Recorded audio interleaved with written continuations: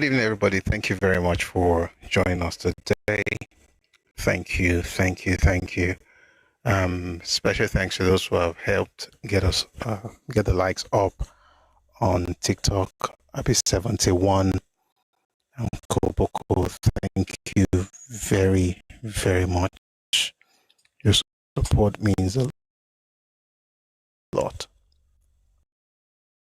Naturally, appreciate it. Thanks a lot. All right. Hope everybody's having a wonderful day.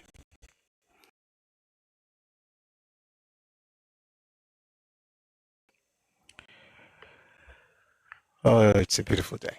All right. So I'm just going to check our platforms to be sure we're good. We're streaming on YouTube, on Facebook, Twitter, and Twitch, and of course, right here on TikTok. Thanks, everybody. And please, if you're on TikTok, please let's do like IB71 and Koboko. Please power tap. Thank you very much. Good afternoon, Koboko. Thanks. All right, please power tap. Also, click on the heart icon above my image there to join the team. If you're already a member of the team, please drop your hearts me. Let's drop gifts. This will help push the live to the FYP. Today we're discussing something quite interesting. We had a conversation a while back. I think you must have heard of it. If you're online, you definitely must have heard of what happened with Sowore criticizing the governor of Abia State.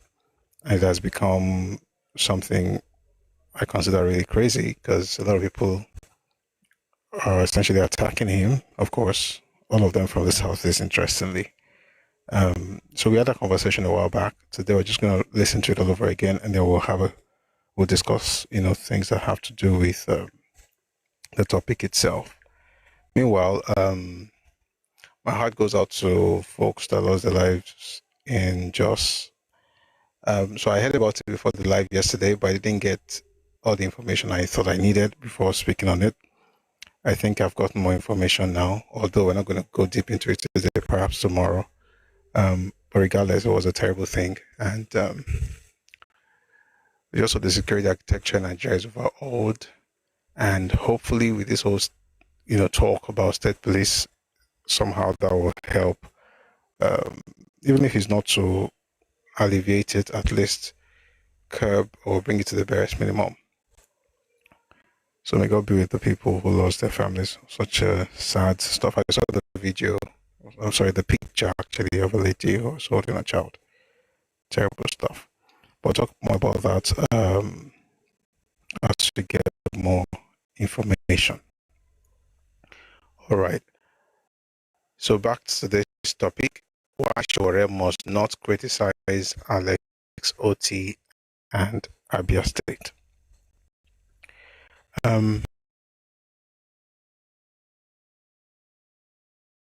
And also, I want to make sure that we get into it as early as possible so that if we have to discuss, we'll have time at the end of the video. So like we always do when we have replays like this, we're going to read the description and then we will get into it. By the way, I decided to write my descriptions on YouTube like articles now so that we can post them on Facebook and on YouTube and other platforms. So if you like reading, I'm thinking of also posting on Substack in the I think we have one on Substack, so we'll be doing it, daily. So if you like reading, you can, read the articles as well. So it might be long, but it's because it's written as an article. Also, been working on our Spotify. I'm going to talk more about this tomorrow, but we have a Spotify channel now, account, Sowore. You can listen to, recordings or podcasts essentially. The first one is up, and that's If Our Lord Betrayed the Igbos. So that's on Spotify, but more will be uploaded or published in the next few days. So if maybe you're working and you want to listen on the go, you can always use Spotify. Just look for Sowore, and then you can start with the first one. By tomorrow, we should have more posts there. Essentially, we're trying to make it accessible to people who may not be able to watch stuff while working. They want to listen to history and stuff on politics. You'll be able to do that on Spotify. We'll talk more about that.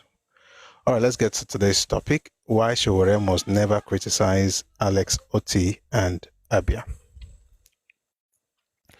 The recent fallout from Omoyele Sowore's visit to Abia has exposed a massive disparity in governance standards and a glaring double standard in Nigerian political commentary. During his visit to organize a protest, Sowore described the popular area market as looking like Jurassic Park, despite the road leading to it being well paved.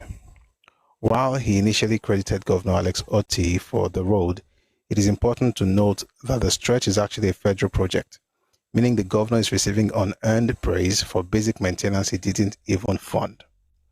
This highlights a curious trend where Igbo commentators and activists, who are often the loudest critics of Southwest governors, suddenly become defensive and issue warnings the moment any scrutiny is directed toward their own leaders.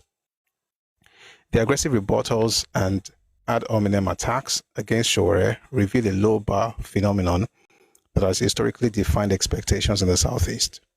When a state's previous leadership defended policies like 500 naira maternal handouts and kerosene distribution for votes, it explains why the arrival of a Julius Berger logo, a simple fountain, or functional street lights is treated with such televised fanfare. While it is fine to celebrate progress, those who are just waking up to the basics of urban management should not be dictating the standard of mourning to the Southwest region that has been awake and performing for decades. There's a clear double standard when those who demand perfection in Yoruba land are the same people shielding their own leaders from even the most constructive criticism. Yoruba people must take a vital lesson from this display of protective politics.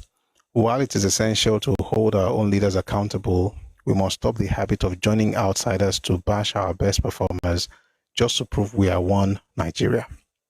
In Abia, the drums were rolled out because a private individual built a beverage plant, yet the governor was credited regardless. Meanwhile, in the Southwest, massive industrial strides are happening quietly and consistently without such desperate fanfare. From the Ooni of Ife's multi-sectoral initiatives to the Alakija's building world-class hospitals in Osun and the $2 billion cotton processing plant signed in Ogun State, the scale of achievement is staggering. Governor Sowore has delivered 2 functional rail lines in Lagos, yet we rarely acknowledge these milestones with the same vigor that others use to celebrate a painted roundabout. Other state governors across the region, including those in Ondo, Ekiti, and Osun, have made significant strides in infrastructure and social welfare. While we naturally want them to do more because we hold them to the high standards of the legacy of Chief Obafemi Awolowo, we must acknowledge their progress. The path forward requires a bold balance of demanding better governance while fiercely acknowledging the growth we have already achieved. We cannot allow ourselves to be carried away by the narratives of those who protect their own, regardless of quality, while they work to denigrate the sophisticated progress of Yoruba land. Acknowledging the massive factories, rail systems, and medical facilities being built in our states is not sycophancy. It is a necessary defense against a propaganda machine that seeks to normalize a lower standard of excellence. We must be intentional about celebrating our wins and ensuring that our leaders are judged by the high standards we have set, not the low bars imported from elsewhere. This is why Sowore must never criticize Alex Otti and Abia. Enjoy. Things have been going on for a while now. People even sent me videos, conversations that people have been having, particularly about what Sowore said and what people in the Southeast have been saying. And I didn't really talk about it because, sometimes even when things are happening, I don't necessarily like talking about things as it's happening in some cases, because you just want to see things unravel so that by the time you are speaking, you're actually looking at every perspective, so to speak. And so, I'll be playing a few videos from different. We'll start with what Sowore actually said, and then the responses from different people, and then I will now tell you what I think about it. I think that's the best way to have this conversation, okay?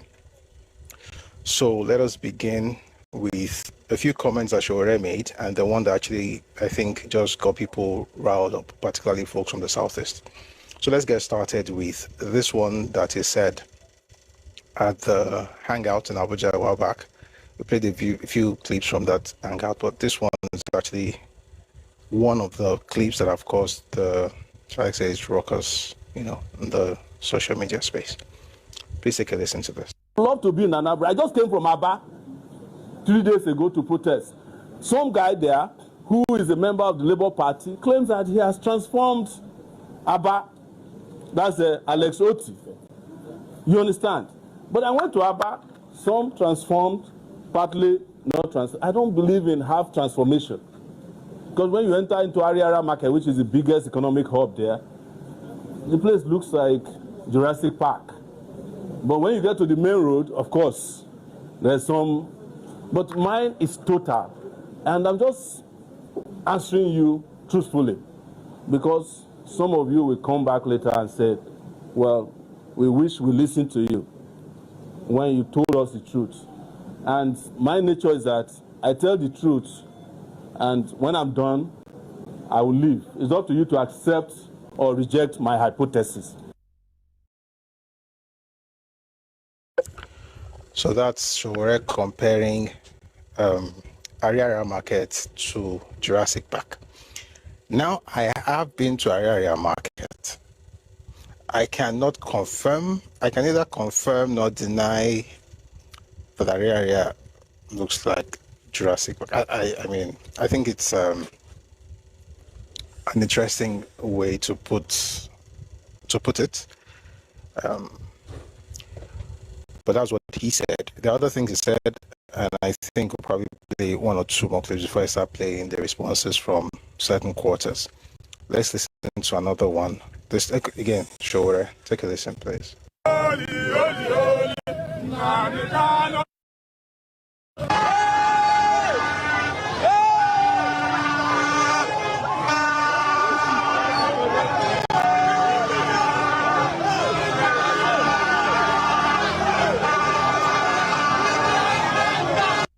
That was a protest that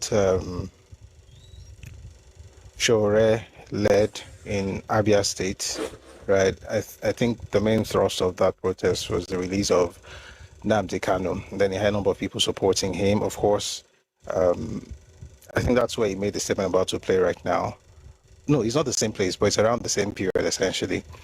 Around that time, I think there was this event in Kano, I think we talked about it last time, where the former Kano State Governor, Dr. Rabiu Musa Kwankwaso, hosted Peter Obi. Interestingly, actually hosted others. So there was Sheyi Makinde. A number of political bigwigs were there with him, and on the heels of that, Sowore made this particular statement. Take a listen. They're upset about Otti when they saw the organic crowd that received me in Abia.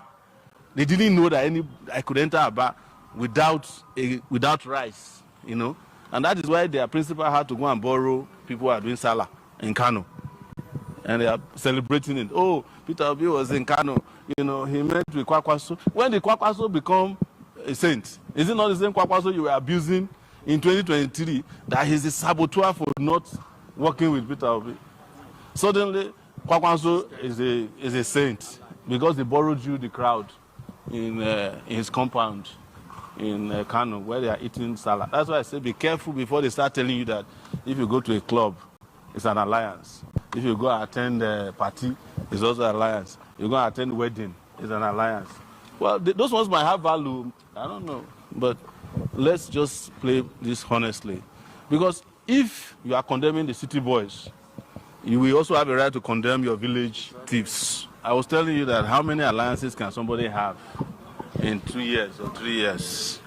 But it wasn't an alliance. I think at this point, after having realized that we were right, that our alliance is the most solid, which is the alliance of the oppressed, they keep going around the country to create an impression that they have alliance. So when parties want to align, don't they make public statements about it? You cannot just go to a Salah party and call it an alliance before people start entering clubs and calling it alliance.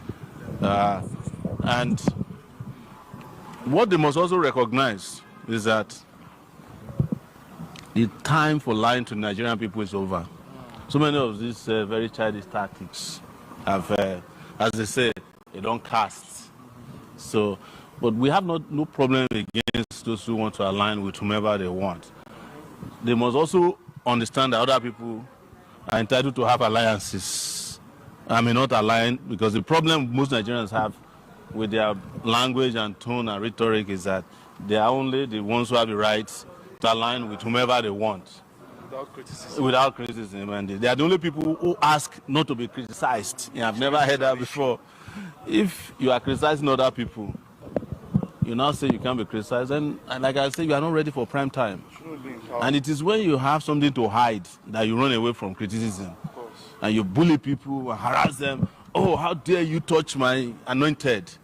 No, that anointing oil has expired. Imagine when some persons come to power. Yes. So that's we have no problem, but we are more interested in our own alliance, which is the alliance of the oppressed, not this bogus alliance. We cannot align with people who ruined Nigeria. We keep saying it.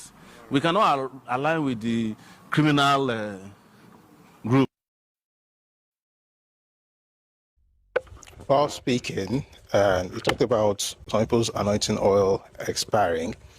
But I think he has a bit of anointing oil on himself, and I'll tell you why, or on his head.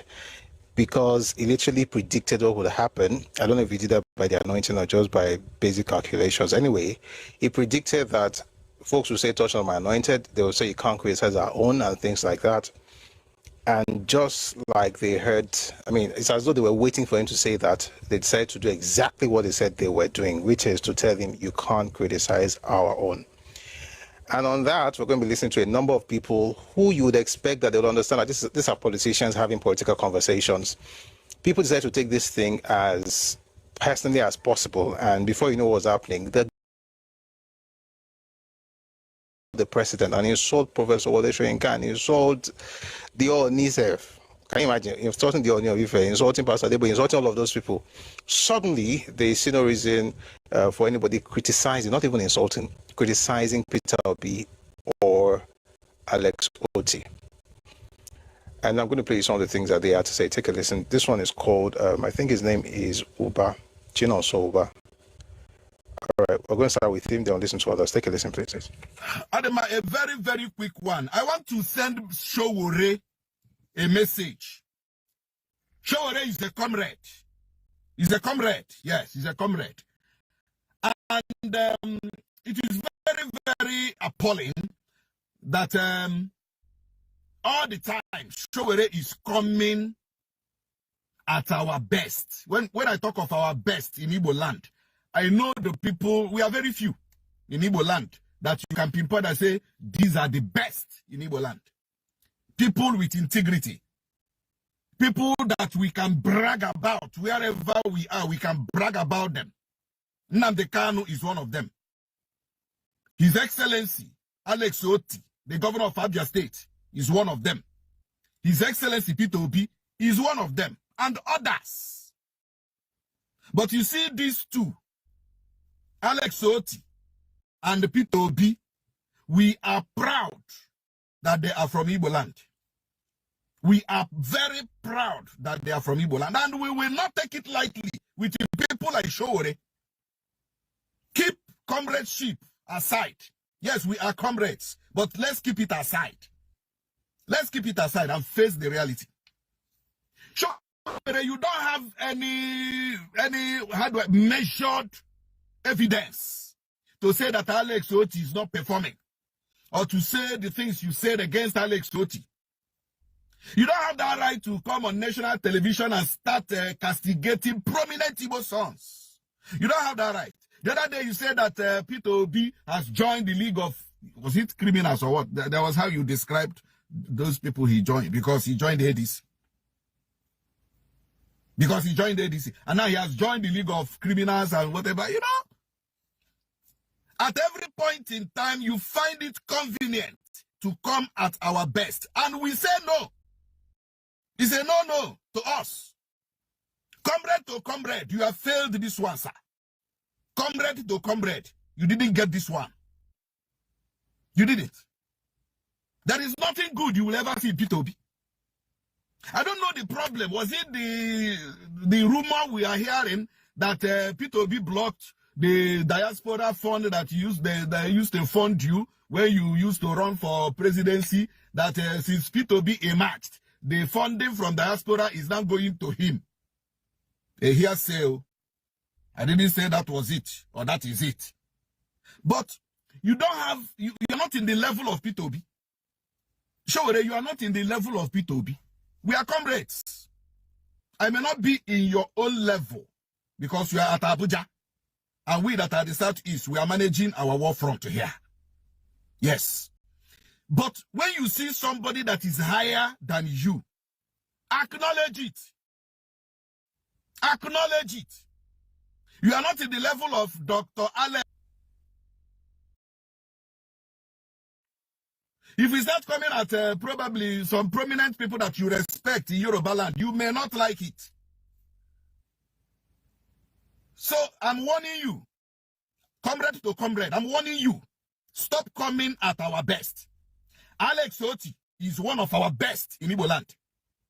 P2B is one of our best in Igbo land. And we will not stand by and watch you castigate them and watch you belittle them and watch you talk rubbish, ill against them. We will not.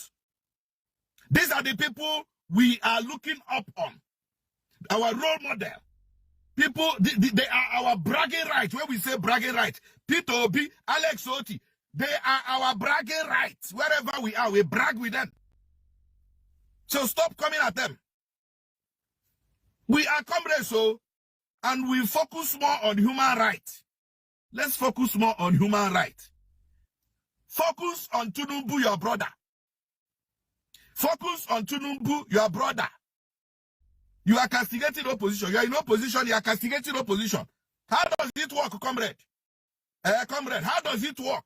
It does not work like that. Opposition, castigating opposition. Opposition, opposing opposition. Does it make sense to you? Alex Otti remains the best governor Southeast has ever produced since Michael Opara.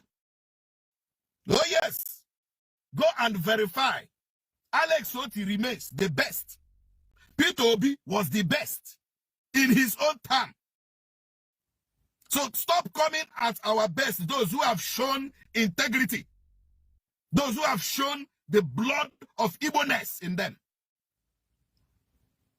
We will not like to have problem with you on social media or counter this, counter that. We will not like it. We are comrades. So comrade to comrade.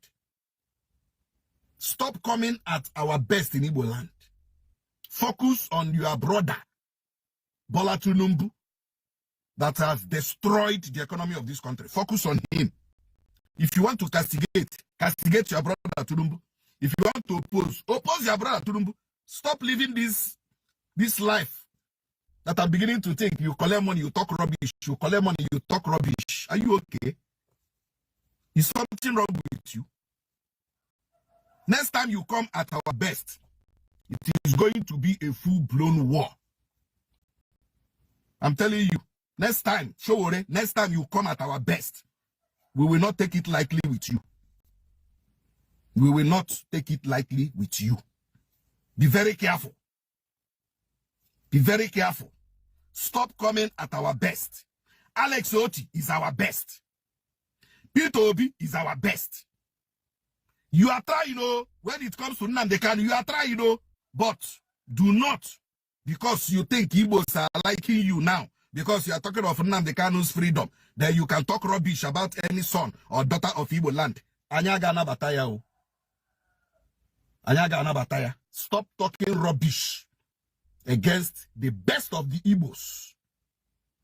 Focus on your brother Tinubu. Comrade to comrade.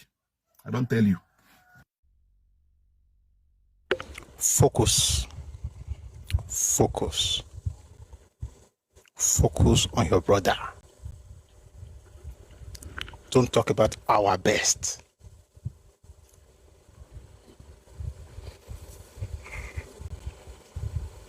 These are your best. And if they insult him, you now insult our Lord. Not sure. You can't even compare the list of Yoruba governors. You see, I like what's happening. Number one, Sowore, that one, he was doing Messiah, Savior. He needs to ask some questions. He needs to go and ask Victor Banjo. I hope he never asked Victor Banjo, at least until when he's old, because that one don't pass on. But you need to read his story. Read Victor Banjo's story. Listen to Professor Wole Soyinka. Ask Taisho Larry. Like, talk to people who actually put their necks on the line for Igbos, Yoruba people, who for some weird reasons thought that they could actually save folks in the southeast. Maybe you should go and ask them what happened to them, or at least read about it.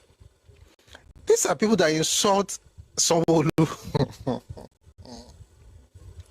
These are people that criticize Dapo Abiodun, the governor of Ogun State, Sowore, the governor of Lagos State.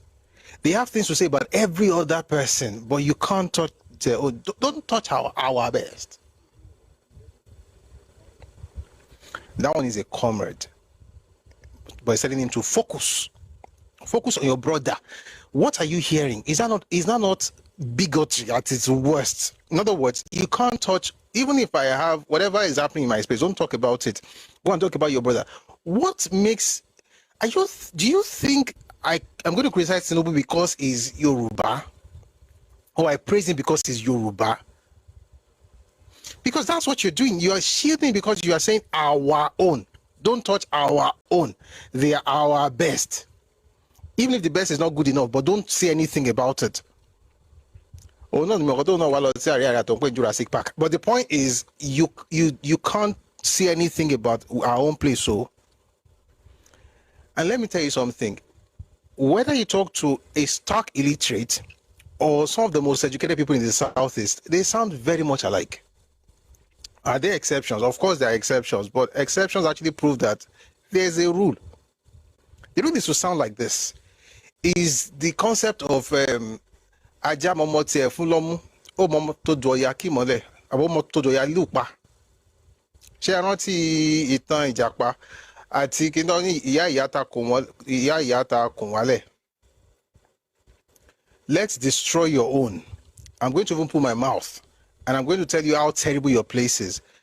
But you know, that our own that is not very good. Don't touch it though, is our best. It's our best. The place where in 2024, thereabout, they are celebrating Julius Berger logo. Not road. Logo. I'll talk about that later. Let me play some other guys. Because you wonder, okay, you know my point. I don't even really necessarily, I don't like just, picking up governors and insulting, and criticizing them, because for my own business in this matter is that you guys talk trash about every other person's leader. Like, you go around and talk about all the leaders across the country in every region but your own. Suddenly, this is the best person you've had since Michael Okpara, and I wonder what has it done. And I'm sure he's doing something, but I didn't know the reason we don't criticize people is because they're Igbo. Because that's what he's saying. That's what he said. He's Igbo. And don't think because you are doing something for Nnamdi Kanu, you can just talk anyhow. I've warned you. What's all this? I've warned you. Anyway, next time, call on Jackie Diegbe with Kogbeje. Tikankan lẹ́yìn bá ń ta yín dì. Kò sí nǹkan tó máa ní kó lọ sílé onílé kó máa bá wọn jàjà ìjà agbára tó nítumọ̀. The people of that land know how to fight for their own. If they don't fight, leave them alone. What are you doing there to say you're going to do protest? That's one thing. But the idea that they cannot criticize your governor because he's Igbo is insane. It's insanity that a person cannot criticize your own governor because he's on your place and is your best. You have been criticizing people who are much better than everybody that has ever led you in your region. You know what? Let's play some. It's actually quite painful because your own worst as a Yoruba person is better than some of their own best. But you, because you're trying to do kajo, you don't want to be left out of the mob. You will now join them to insult your own governors. I'm telling you, even your worst is better than some of their best. But you talk down on your own. You can't even talk down on their own worst, particularly if it's from the party they support. People will learn, especially Yoruba people. You will learn how politics really work in Nigeria. You will learn. We must learn the lesson. All right, I'm going to move to someone else. This one is a comedian, and of course, he criticizes the president anytime he feels like, let me say this. Whenever anybody criticizes President Tinubu, I don't think like it's bad.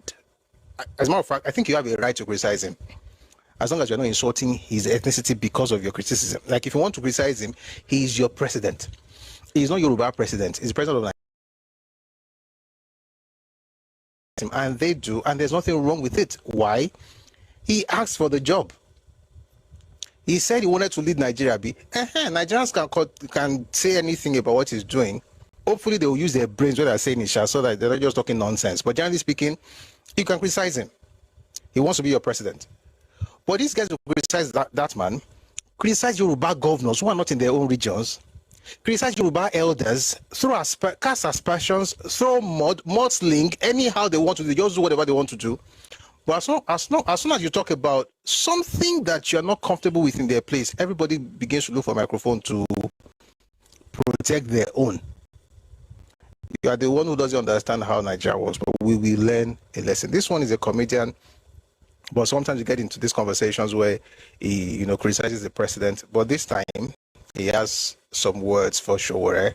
His name is Clinton Cod, I think. Clinton Cod, and this is what he had to say to Sowore. Take a listen. About this guy. Let's speak about this guy called Sowore for a minute, right? Because he's come under severe attack in the Nigerian social media for making a statement against the one governor that a lot of us would define as the best performing governor in Nigeria as we speak. And there's something that surprised me. It's not what he said. What surprised me is the reaction he seems to be getting.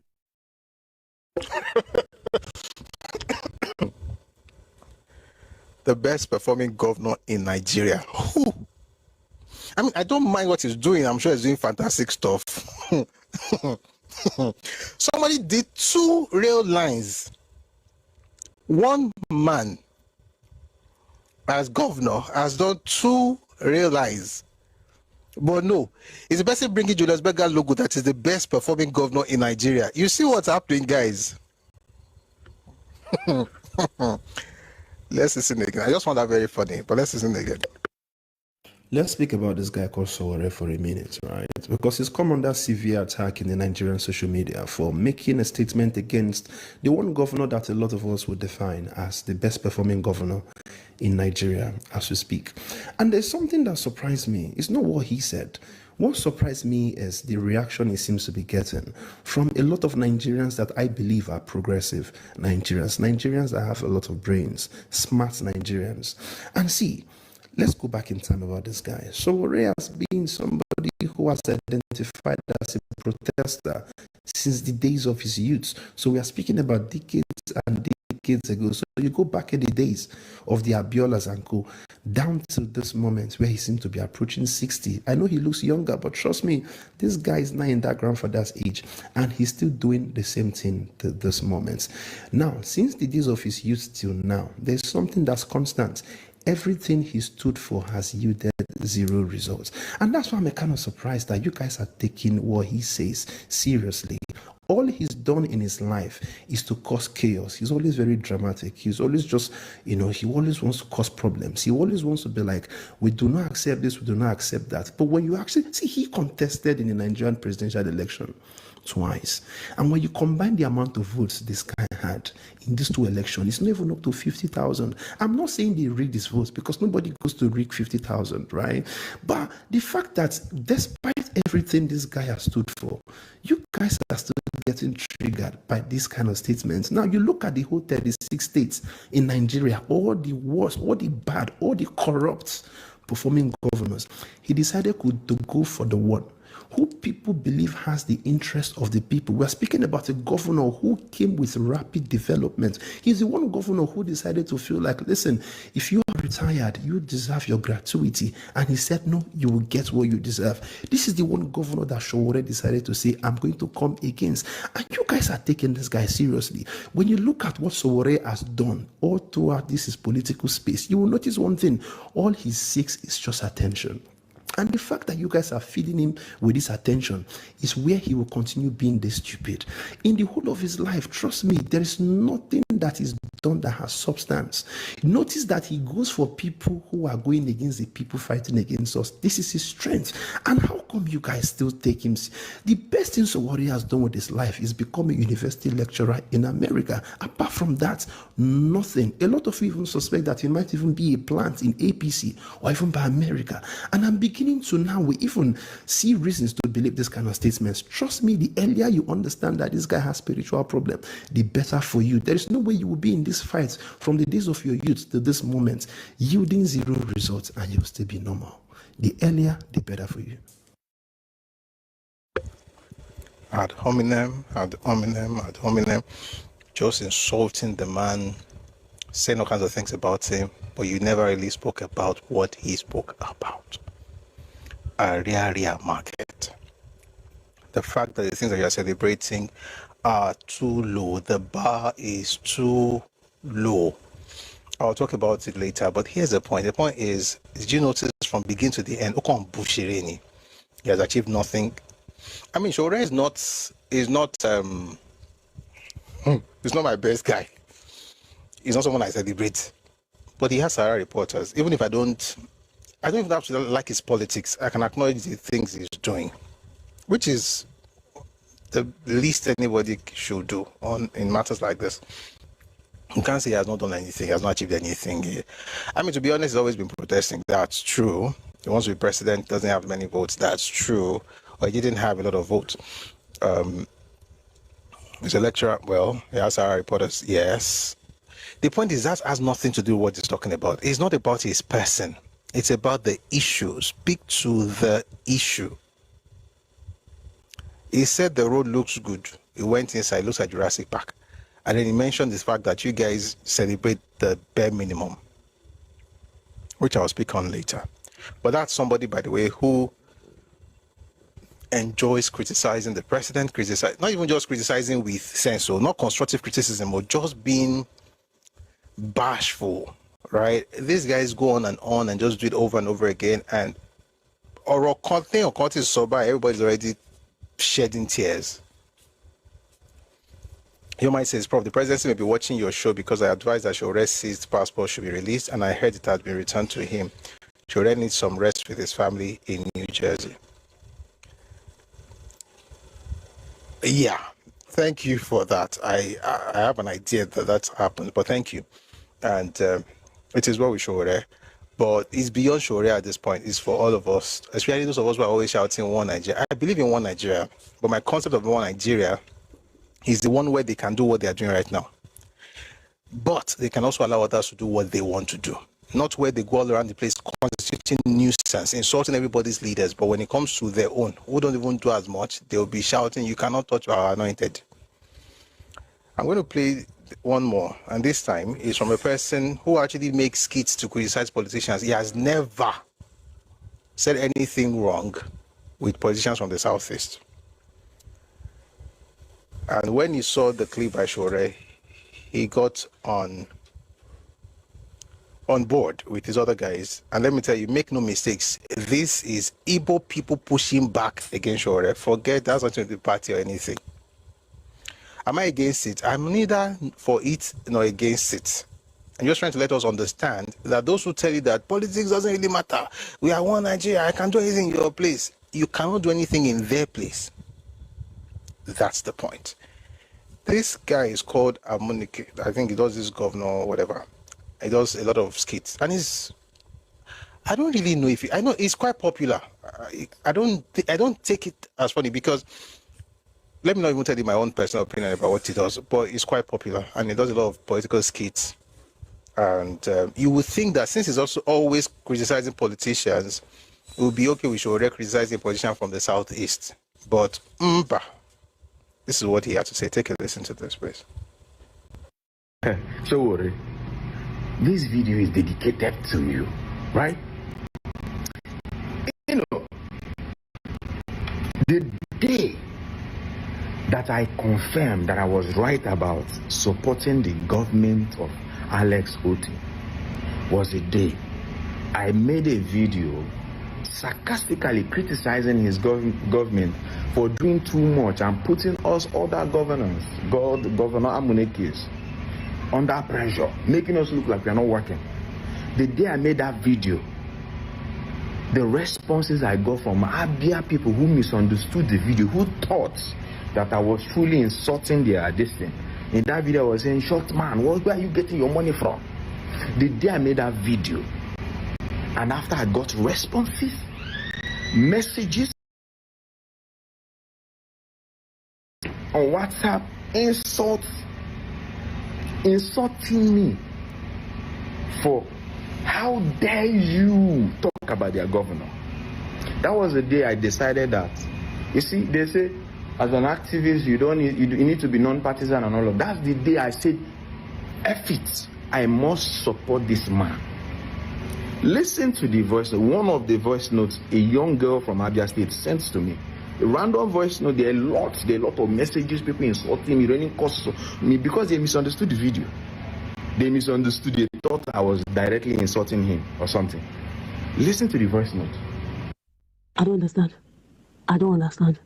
How did your comedy not become a politician, something that you insult my governor? Anyhow, I don't understand. Is Alex Otti from Imo State or from Enugu or from Anambra that you can insult him? Is Alex Otti your brother that you can insult him any way you like, anyhow you like it? Don't you ever try that such?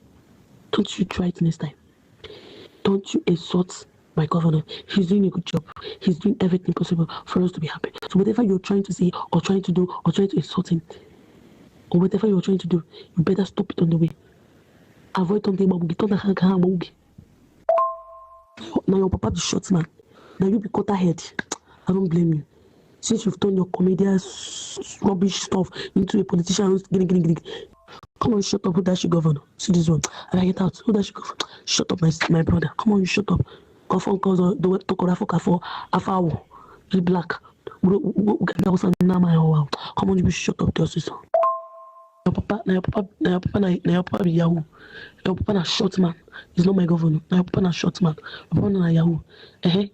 If he wants to put electricity, how is it to force? I get out. Show me any governor in Nigeria. I'll continue. Did you hear what you were saying? You are from Imo State. Is he your brother? In other words, within that region, they are trying to. She's saying you can't talk about him because he's from Abia State and he's my governor. She didn't mention anything that he did though. You can't talk about him because I'm from Abia State and he's my governor. You are from Imo State. Is he your brother? See that division, that the stratification of society in the Southeast, it's crazy. It's crazy. Where each state, you have the one that is high, the one that is superior, the one that is real Igbo, and so on and so forth. They have it amongst themselves. When they come to Nigerian conversation, they use the same mindset. You can't talk about him because he's from Imo State. Have you ever heard anybody, for instance, let's say you're saying something that the Ogun State governor is not doing, and somebody comes from Lagos State and says you can't talk about him because it's primitive. And he's playing this to prove a point that the people in Abia, this guy is not very smart, is he? He's trying to prove a point that people in Abia State sent him messages, and since then he started supporting. This is what he calls the message that actually made him to throw caution in the wind and begin to support Alex Otti. The nonsense this one talks, say somebody, your father is a short man, my father is not a short man, your governor is governor, are you his brother, you are from Imo, he's from Abia. That is what the conversation is about. I'm not against what they are doing, no. Let me just put it. I'm not against what they are doing, no. They are good. I'm just using this one to fight here on Yoruba. I won't come Lara on Yoruba. I won't come Lara on Yoruba. Don't go. I go yẹn wá deep because tó o bá gọ̀ ó ní máa tẹ̀lé àwọn èèyàn sọ̀kò sílé yín àwọn tó yẹ pé the tiniest things. Guess what? It was not even criticizing the guy. He was sarcastically saying things like, where do you get all the money to build stuff? Again, you see that a lot of people are not smart because that's actually is praising him backhandedly, or let's say sarcastically, and then people are angry, and that's the definition of the anger. Anyway, let's listen to a bit more things from this guy. Take a listen. Show me any governor in Nigeria that you can insult online for being bad governor, right? And you get this type of passionate, defense from his people. Alex Otti is the only governor that you cannot insult online. Not because he has army that are paid 3K to fight you. Not because he has army that are sponsored by Twitter to fight you. No, genuine people. If I was clicking on their WhatsApp profile, saying young people, teenagers, angry at me because they felt I was insulting their governor. Show me any governor, show me anywhere in Nigeria that can happen. I made posts about other governors. There's nothing. The only way you can measure the impact of good governance is how the people who are being governed feel. In my own household, you don't need to come and ask me, how is your family doing? You need to go ask my wife, you need to go ask my child. You need to go ask people who are living with me, how does this man treat you? So if you are that less busy, you went there. Use the opportunity, ask the average Abians, are you feeling this impact? I'm telling you, 100%, I'm not saying 90%. A man was brought down from KK, the women gathered, they want beat him because he said Alex is not doing enough. That is to tell you how impacted they are. When was the last time you visited Abia? Before now. I'm not sure you have visited Abia before. Then when you see the comparison, you know you are seeing partial transformation. Partial. A good governance can only be measured by the impact that the people see, not by what anybody is posted on social media. The day I saw that message, that voice note and the messages, I was reading the messages, I was listening, I got touched in my soul. I didn't take it personal. As the more the girl was insulting me, the more I was like, wow, who the heck is this man? That was the day I said, you see this coming election, Alex Otti, I will support him openly because they know they forbid good things from my side. It as much as we are here to criticize bad governance, it is our duty to also project good governance to people so that other people will know how it is done. By the time he is gone, every other governors will see that, okay, this is possible. So, that's a trash talk. Tomorrow, if you come rescue me, when they arrest me, because the way things are going, everybody is looking at me, right? If you come rescue me, so I'm not going to insult you. But you see that talk, think and well. Thank you, Mr. Sowore. I once voted for you to be a president. Since one small, I don't look Sowore. Since one small now, I don't vote for you since. Now we are still you are becoming like Atiku. Yeah, forget your young face. So just mind your direction if they talk.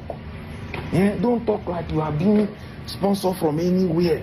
When you see truth, say the way they are. If you are not certain, go to the street and ask the people. Don't just come talking here. Let's not see the edit. So if you insult Governor Sowore and his people or Yoruba people do not tell you stop, that means that your criticism is correct. No, it could just mean that they've decided not to respond because they found out that most likely you just left the asylum. Because the idea that because a lot of people have sent you voice notes to support their leader or whoever their governor is, and by the way, which we also listen don't talk about him. That's the basis. The fact that a lot of people have spoken up on social media, he must be a good governor. And if you go on the ground, by the way, it doesn't mean he hasn't done anything good. We're going to talk about the things he has done that are cool. But like I said, this first part of this conversation is really to get into the heart of the matter of why you can't criticize folks from the Southeast. You can't criticize their politicians, but they can criticize yours because they have two heads, apparently. He mentioned that if you go anywhere in the Southeast, anywhere in Abia State, everybody will tell you that Otti has done something fantastic. I want to play you something from someone in Abia State. They call it Abia State. Take a listen to this. Okay, good morning, good afternoon. Somebody should tag Sowore for this post. This place is Express. This is Express leading to Ariare Junction. Now, federal government, they construct this road. I see the road by the left now, enter Ariare Junction. This road now, first road, will lead to Ariare International Market. Now, this road is also constructed by the former governor of Abia State. Not even Alex Otti. Alex Otti has no any impact in this area. He has never made any impact. The express which Sowore talk about is still under construction. That is federal government. The company doing that work is Arab contractor. Here is Ariare International Market. The first road there that was tied and constructed was built by the former governor of Abia State, who is Dr. Kezevic Dipaz. I beg, where the development where Sowore they talk, where not even they criticize them, while I so to do for Abia State. Somebody should show me within First Road, within Sowore Road, down to First Road to Express. God bless you.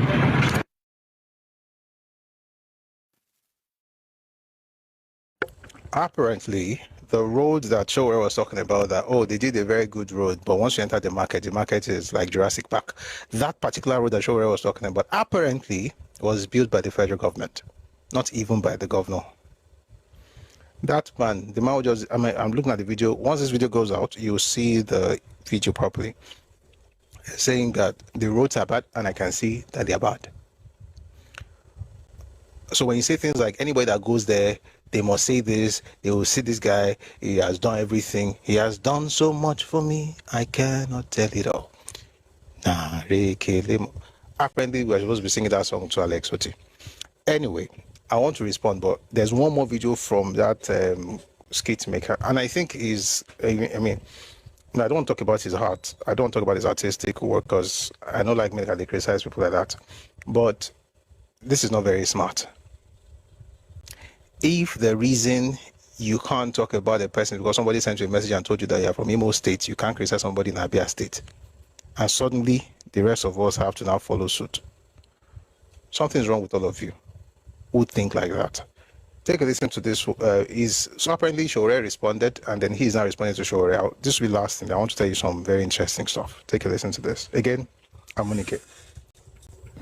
So Sowore reacted, criticizing the government of Abia State, the incumbent Governor Alex Otti, about his works. For those of you who missed that part, Sowore said that what Alex Otti is doing is partial transformation. That he went to Ariare Market and is looking somehow and all of that. That he did road, yes, but he criticized that what everybody tend to be praising, right? Like it's not as it seemed.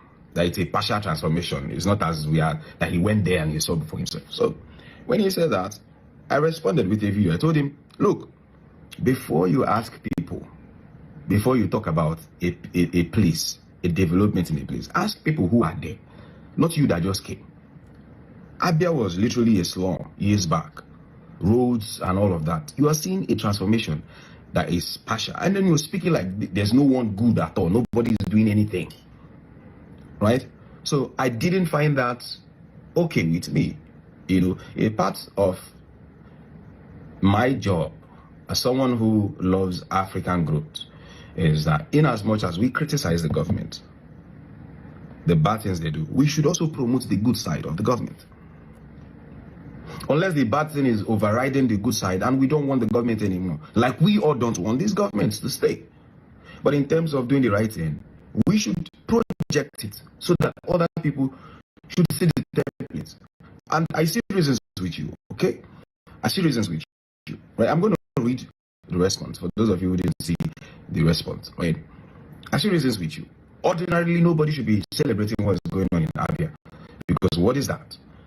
In a sane country, we shouldn't be celebrating roads. We shouldn't be celebrating electricity. We shouldn't be celebrating paying gratuity or giving lifetime salary to people above 60.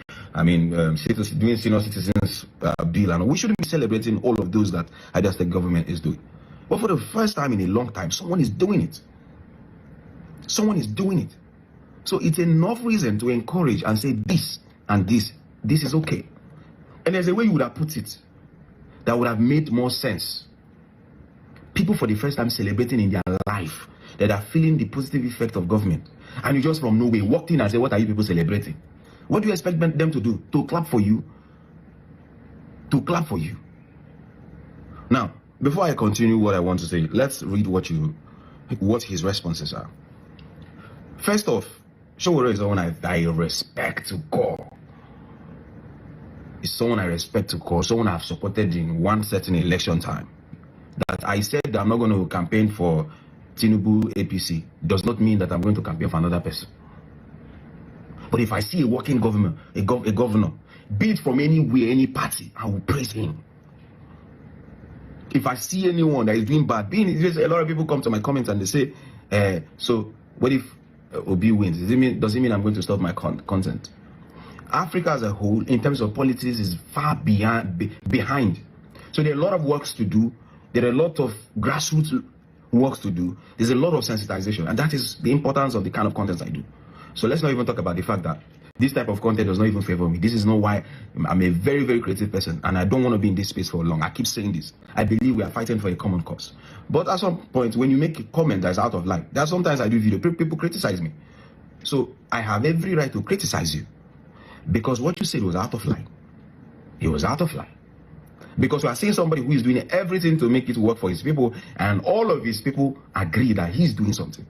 This is not peddled by media. This is not peddled by anything.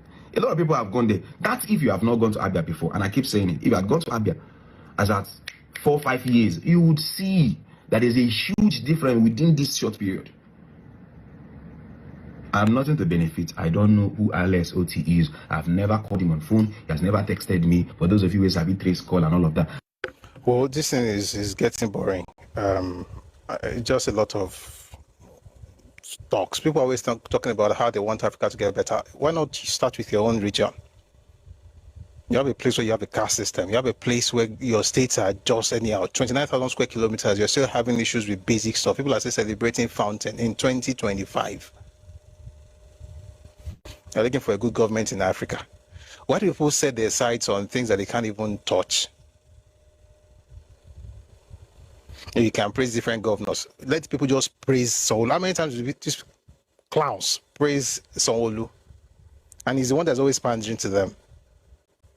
If you like, build skyscrapers to the heavens. Nobody sees how good it is if you are not from their space. But somebody from their place can decide to just build a molehill. And that's celebrated. It's crazy, right?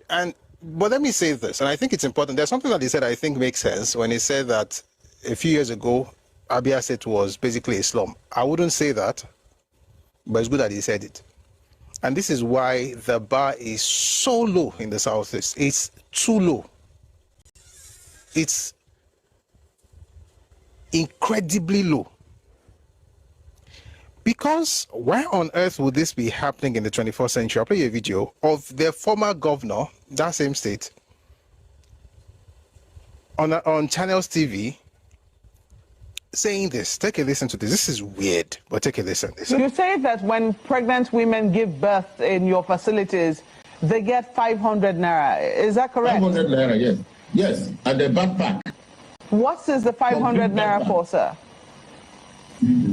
Free delivery. They give you 500 naira Well, it could be for anything. Are you asking a poor woman what she will do with 500 naira? Some people don't have it.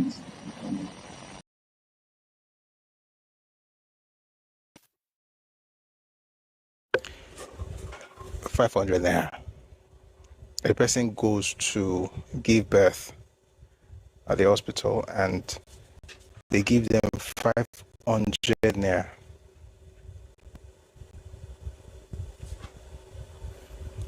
And the mom probably just thought that was weird. So she said, what are they going to do with it? She's like, it's like, why are you asking what they're going to do with it? She's a poor man. She doesn't even have any money. I'm giving 500 naira. This isn't last century or 20 years ago. This is recent. This is the governor before the present one. Ikpazu is the one talking.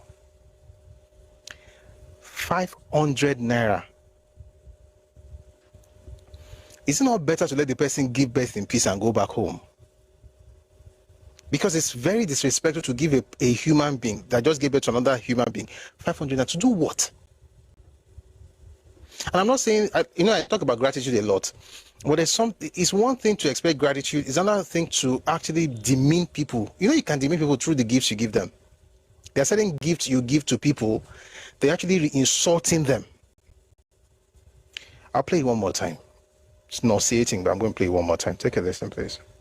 You say that when pregnant women give birth in your facilities, they get 500 naira. Is that correct? 500 naira, yes.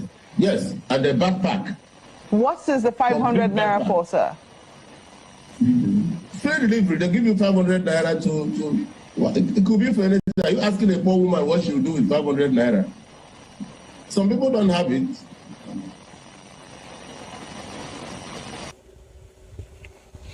Do you know what he gave during the last election? Kerosene.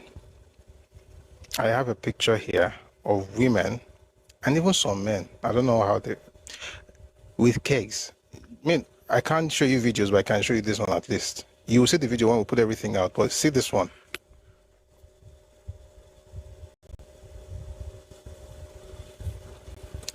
People on a queue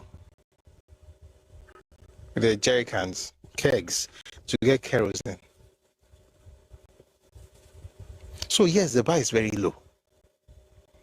And it's so low that when Julius Berger got to Abia State, all they had to do was put up a few blocks and their logo, and people congregated there to celebrate.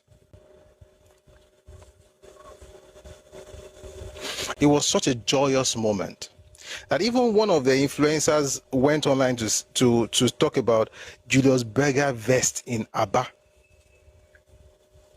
The logo is one thing. In Abba, Julius Berger, this is one of the influencers. This one is always criticizing everything in the Southwest. Julius Berger vesti in Abba. These are the ones that are insulting Yoruba. By the way, listen, governors in Yoruba land, they have a lot of work to do, a lot.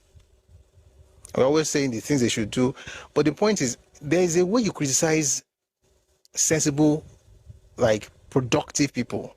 You're doing it so that they can do more. Not that you will now follow those who have nothing compared to the caliber of leaders you have. Then you now pounce on them and insult them the way they would do this. It's as though they are living vicariously through you. Everything they're supposed to do back at home, they're doing through you. And you are very naive because, good people, great nation. Yoruba people. You will learn. All of us will learn. So this was 28th January 2024, celebrating Julius Berger vest in Abba.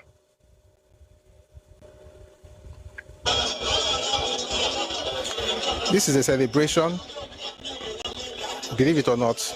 It's around, you see the video when I put it out now. They put project dedication, I'll see the banner and read out to you. On the road, people are singing and playing music and celebrating the fact that Julius Berger is about to do something in their land. The sign, Protection and Development Association. Anyway, they're all congregating around the logo, Julius Berger logo, 2024. I'm calling project dedication because I don't know what else to say that would not be condescending. More just call them dedication, because what on earth would make you do this? This was around 2024. Let me read what Carlo actually wrote. Julius Berger in Abia State. Na dream. Someone pinched me. My governor, Alex Otti, is doing well. Yes, allow me to celebrate JB. It's my good morning. Am I against people celebrating logo? No. Am I against people celebrating Julius Berger vest? No. It's just that for people who come from places where the bar is so low, they are too loud. And that's not even my business, as much as Yoruba people who follow these clowns to insult Yoruba Southwest governors. And I'm not saying that governors are without problems, or they're above the fray. They should be criticized if they're not doing well, but they should be praised when they're doing well. Somebody signed over $2 billion. We're going to get to that one. Over $2 billion worth of processing plant for cotton in Ogun State. Nobody sees any reason to praise him. Are there things he could do better? Of course, many things. But do we talk about that? No, the roads are not good in Ogun State. The roads are not good in Ogun State. The person who is shouting and telling you to go and do it, go back to his house and see one road that is bad, and you're a bigot. And you can't criticize anything from the Southeast. You must be a bigot. Or you got, if you like that one better. So that was when they were celebrating. Oh, my show. That was when they were celebrating Julius Berger. I need to play you a video. This one is weird. Okay, Motiri, Mombo. Like I always say, anytime you wake up, someone says he's right. It's his good morning. I mean, fair enough. Anytime you wake up is your morning, isn't it? But I think that if you know that you are just waking up, then you should not be spending your time asleep criticizing those who have been awake before you. That's my point. If you like, wake up at 9 p.m., that's your business. But you can't be insulting those who have woken up since morning in your own sleep. Like you are still sleeping. Literally, you're snoring.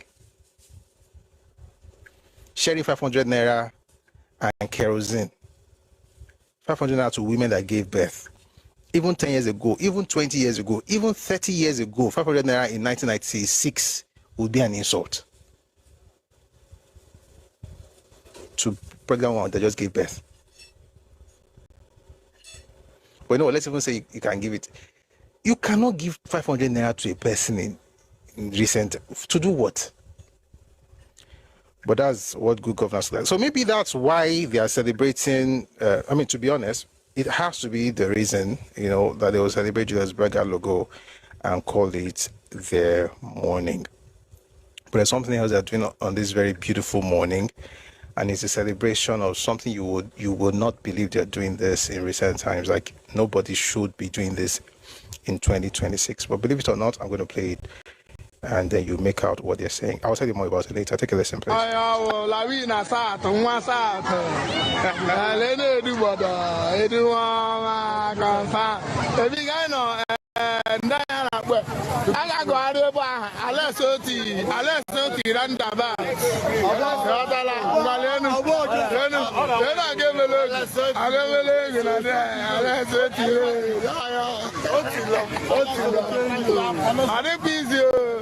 The man abali go dila no yata go. We people na awora anya. Mande bu kwa mai hanisi. Ndebu mai hanisi na aworo kwa anya. Oya awora na emekwa. Yata la. No man fool. Akwa man. Man fool go din. Then aike woro to na anya. Welcome. Abia. I don't want this, my brother.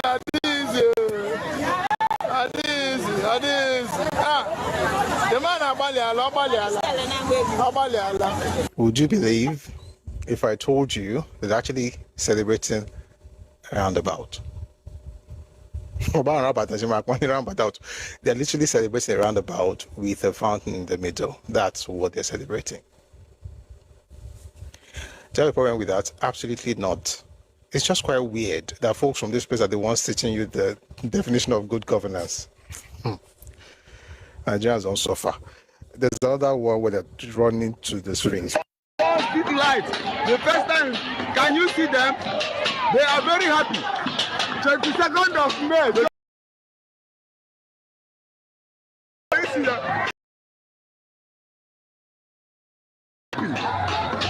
Everybody are happy. Because they saw street lights in the road. It was fixed today, and the thing was lighted up today. Everybody is very happy. Can you see it? Everybody, they are very happy. Yes. Can you see them? All these women, they are very happy because they can see themselves. Even this is about 7 p.m. and everywhere is light up. Can you see street lights in the road? First in history in the road.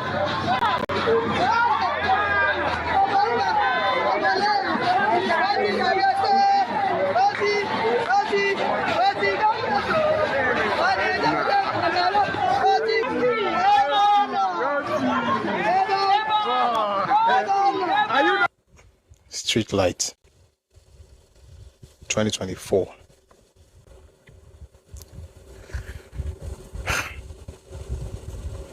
I feel like crying for these folks.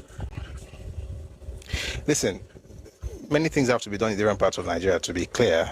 I'm not saying, there should be street lights everywhere. People shouldn't have to be celebrating things like that. And things can be better. It's just that folks who have to travel to the southwest to see what street lights look like, to see what trains look like, to see what fountain look like, or pipe-borne water, or like someone wrote here, ships and beaches and elevators, malls, BRT, cinemas. They had to travel to see these things, and suddenly they're demanding good governance. This is ridiculous. It's another video I have. It's actually quite shameful. Now I'm even feeling bad for these people now. Children just bathing or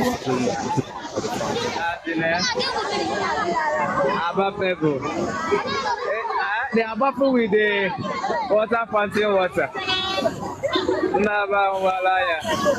But I love it. They have actually surprised them. It's passing.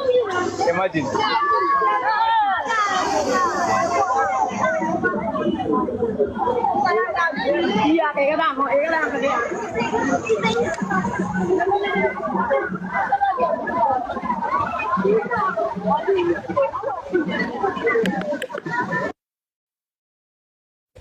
So the kids go to the roundabout, taking water from the fountain to wash their faces and pour it on their bodies. Our politicians have to do better. This is not good. This is not good. This is not right. This should not be happening in the 21st century, that young people who go to the fountain on right in the middle of the road using water to bathe.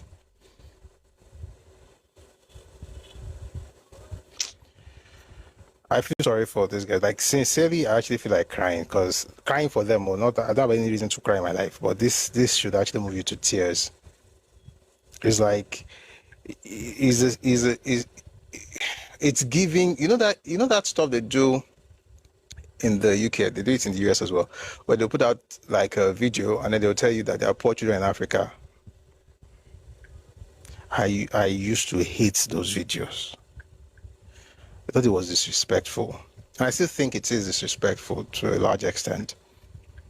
But people like this make it seem as though maybe those ones are not really lying, because what's this? What is this? But to be fair, considering where they've been and the fact that they're just seeing these things for the first time in their lives, I understand why they wouldn't want anybody to speak when you're talking about, the person who gave them street lights and fountain. May God bless every region. May God bless every region. The Southeast needs it. Everybody needs it. But I think the real goal for me, for Yoruba people, in particular, is that you don't get carried away by people who have very little.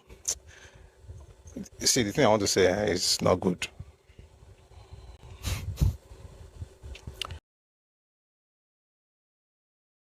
Compared to you, but I don't even like comparisons.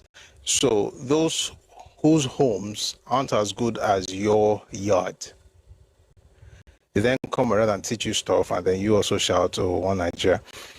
There's something that Otti did recently. I think it's quite good, but I think they've intentionally changed, the narrative. And what happened was that Governor Otti commissioned a beverage plant in Abia. Now, that's good. But then it became like a talking point for this clown, saying that, Otti has done this, Otti has done that. It's a private company. It's owned by Ultimum Beverage Limited. They began operations in Nigeria in 2022. And the fact that Otti is commissioning their plant in Abia State, everybody's shouting. How many of you know Ososa? How many of you have taken Biggie before? Not too long ago, there was a time when Biggie, right? They have this sausage, it looks like gala. Biggie sausage, Biggie Coke. And that thing is manufactured in Ososa. Ososa is the hometown of Hubert Ogunde. That's what these guys are celebrating. I mean, it's good to celebrate it, but when we're just happy that so fine, there's another drink, something that could rival Coca-Cola. Someone said there are plenty in Agbara. There are many. There are different plants in Ogun State. As a matter of fact, they only just opened one. And were we happy about it? Of course, you celebrate it, but not to politicize it. And say, Otti has commissioned, so this guy wrote $35 million beverage plant. Meanwhile, Governor Dapo Abiodun, I said it earlier, he commissioned a $500 million free trade zone, $800 million seaport, $2 billion garment factory where they will be processing cotton in Ogun State. And he's the one we should be piling dirt on, and be insulting, like, who is he? Again, to be clear, I'm not saying that governors should rest on their oars like they have done the best. There's a lot more to be done. This is Southwest now. We can't even be comparing. You get the point? Yeah. So there's a lot for them to do. But the point is, with all the things they are doing, these clowns where people insult them, you follow them and insult your governor. Instead of you to say, you know what, governor has done this, right? He should do this, and make things better here. The roads are not very good in this axis. Fix it. We need regional rail connection. Those kind of constructive criticisms that will actually get the governors to work, which we should do, right? I don't like praise singing and psychophancy either. But the point is, the one whose governor is just giving them fountain in 2024-5 is the one telling you how Nigeria is good. And you cannot insult that one. You can't even criticize, constructively or not, you can't criticize that one. Now, I see why that one called that place Jurassic Park. When somebody sent this to me, this whole thing about commissioning beverage plant in Abia State, I actually wrote congratulatory message, essentially. I think the person who thought I was going to say, there's nothing in your state. For me, I just said, well done, congratulations, this is actually good. Congratulations to Abians and so on and so forth. Until I noticed that people were using it as a political statement. Oh, Alex Otti did this, Alex Otti did that. Do you know how many plants run in Oyo State? Oyo State has about 2.5 times. That's about 250% of the entire VAT collections in the southeastern region as a whole. But you don't even see any good thing you can say about your own governor. And even when you're thinking of saying something good about him, you have somebody telling you that what are they even doing, sir? What are they even doing, sir? Continue. But to be fair, better late than never. It's quite nice that they're doing this right now. And again, like I always say, I like to say it very clearly. we're attracting, there's a lot of investments, like, that's been attracted to the Southwest, and we need to talk more about these things. Not so that we can take advantage of whatever is happening. That's the reason I say these things. As our leaders, it's important to acknowledge when they're doing well, and to also find a way to plug in and take advantage of whatever it is that they're doing. All right. All right. Thank you very much for listening to that. I hope you had a great time. I noticed we have a few comments in the comment section, so I'm just going to check and read some of those things in your hearing. Okay, let's start with YouTube.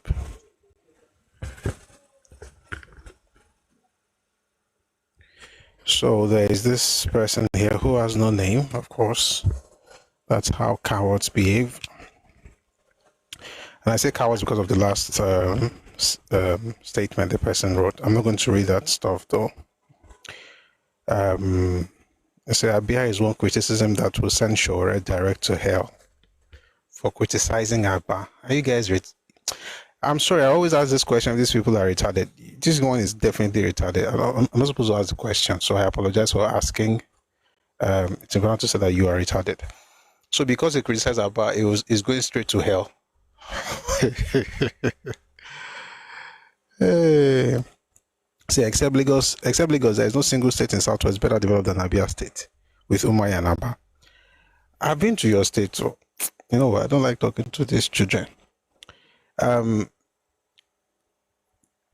says VAT collected in Oyo that have no impact in people's lives. That's not developing. Okay. How come you don't even try it in your place? Let's see what development looks like where you come from.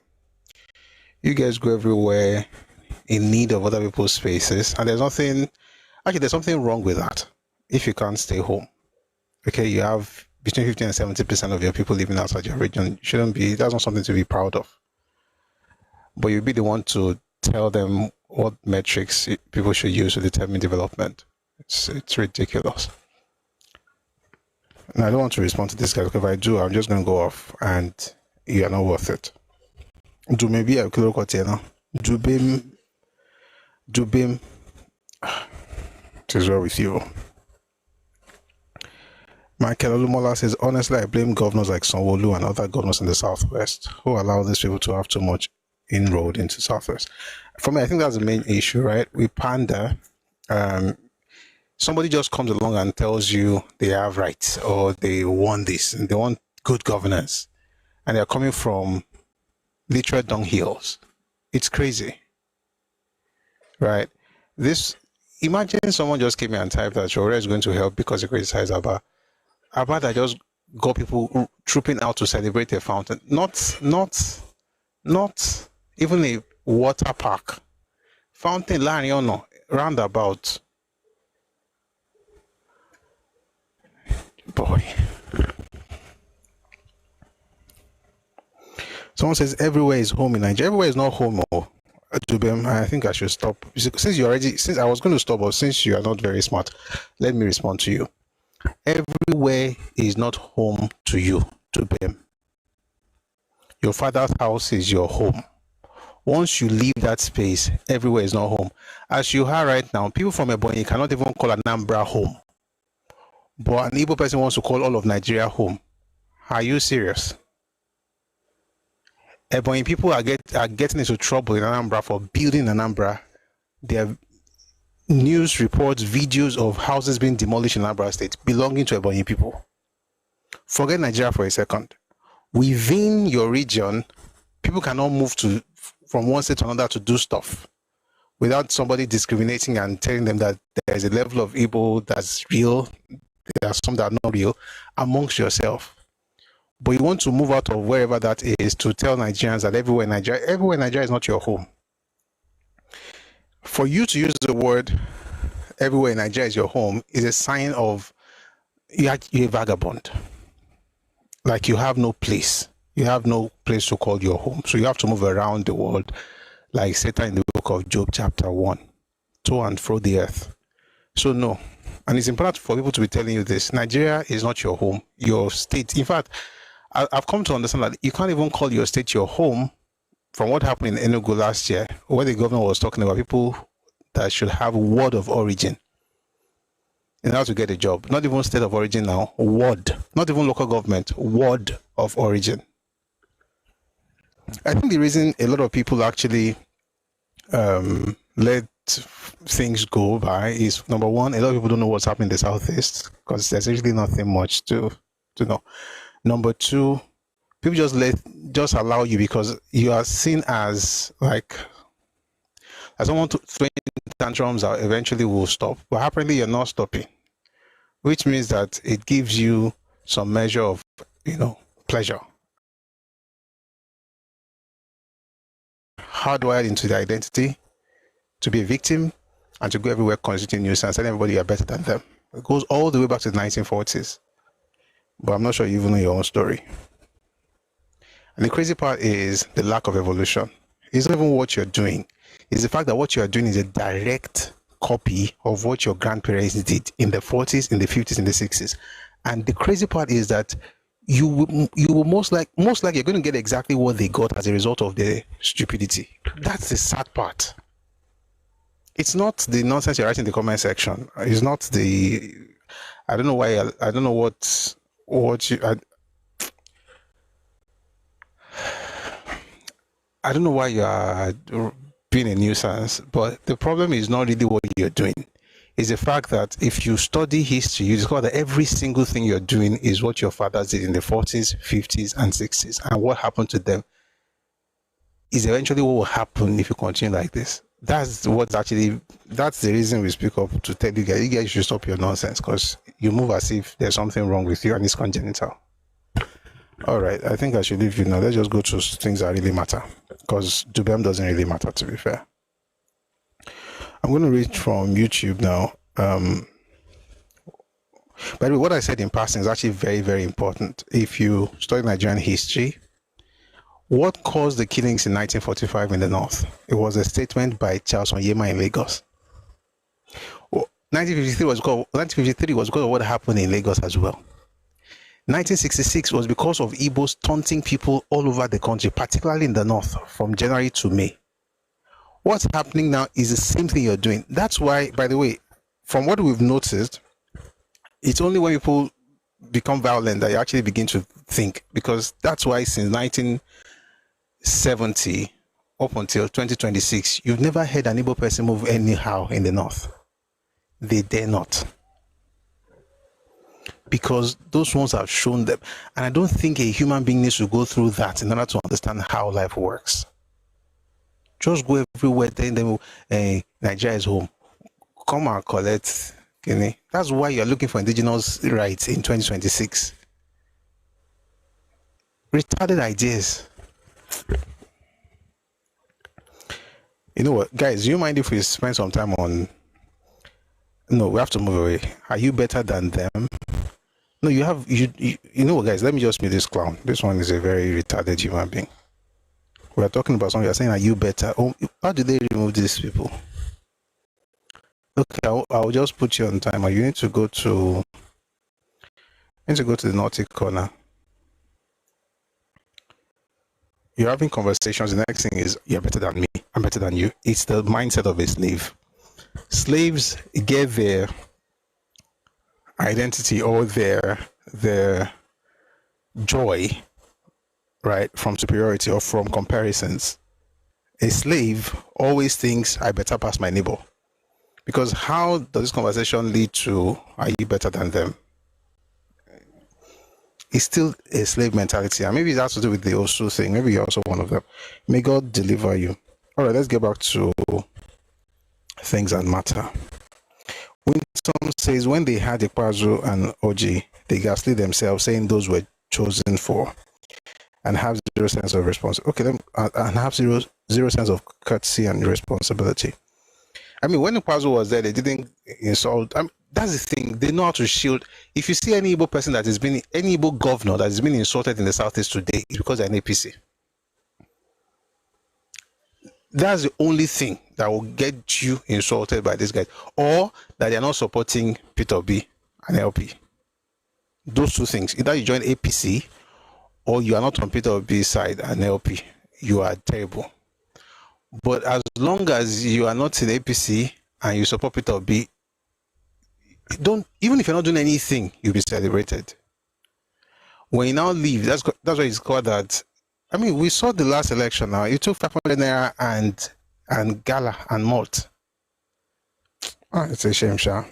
Anyway, you can do whatever you want to do in your region. The point is just that you shouldn't be telling the world or the nation or other people, right, in Nigeria, the definition of good governance. You wouldn't know it if you're struck in the face. I'm just going to read some more things on you. If you want to come up on TikTok, please feel free to come up. By the way, there are folks on Facebook who want to come up. It's easier to bring you up on Facebook, on TikTok, so that everybody will get to hear you. Okay.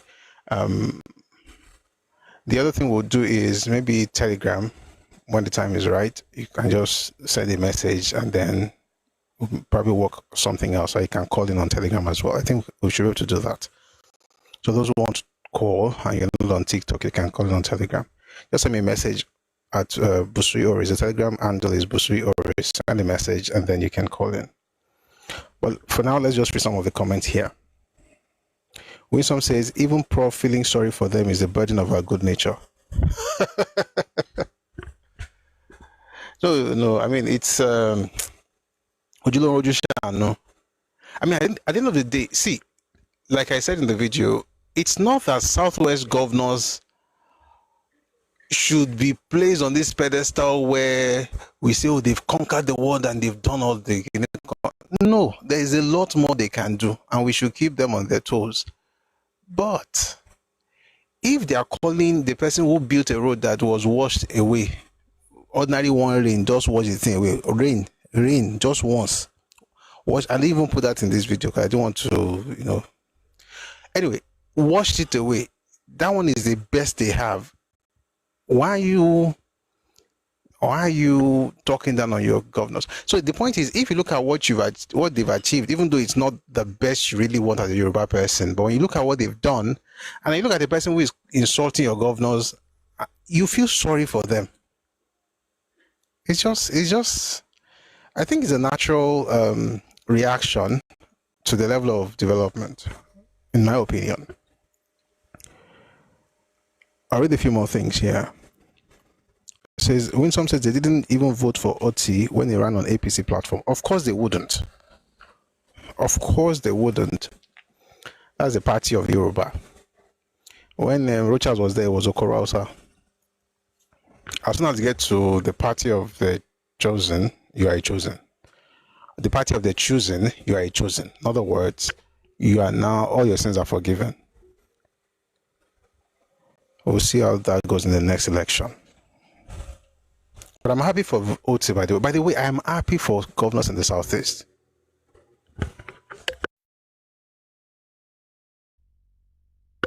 I'm very happy for the governors in the Southeast. They don't have to worry themselves. Just the bare minimum. They will be shielded by their own. The beautiful thing is that on a normal day, God said, you won't even hear people from the Southwest saying, oh, what are they doing in the Southeast? It was Sowore that got us into this conversation. It was one who went there. We go there, but we don't really have any reason to talk about it because, well, I went there. I don't go there as a matter of habit, but I was there. I've been there, and to be honest, it's not like it's bad. Let me just make it very clear. It's not like, oh, the Southeast is terrible. There's nothing good. It's what it is, right? It's not like everywhere is terrible. No, I've been to Enugu. I've been to Anambra. I've been to Imo. I've been to Abia. The only place I've not been to is Ebonyi. I've been to those states. It's not like they are terrible spaces, or just to be clear, so that it doesn't look like somebody is having a spa here where they're having I'm better than you. All those nonsense talks, I don't have time for it. It's not like it's terrible. It's just that the bar is low. You get what I'm saying? Of course, there are governors building roads. There are governors doing stuff. And you can't wish it away because you're trying to have a conversation. No, there are good things happening in the South. It's just to be very clear. It's just that the bar is low. And folks from that place should not, if you're going to get very touchy right? And get in your feelings with very little criticism. Maybe you shouldn't be talking about other people's governors or other people's leaders as well. You get, so they can't even say something about what's not working in your space. You just start throwing tantrums and be crying. No evidence, so just tears and Julius Berger logo. Nonsense. Winsome says Mba is doing well, but his sin is being in APC. The man is about completing a 100-room hospital. I wish him all the best. I think they liked him until they joined APC. That's the price he has to pay for changing parties, I guess. Everybody will be all right.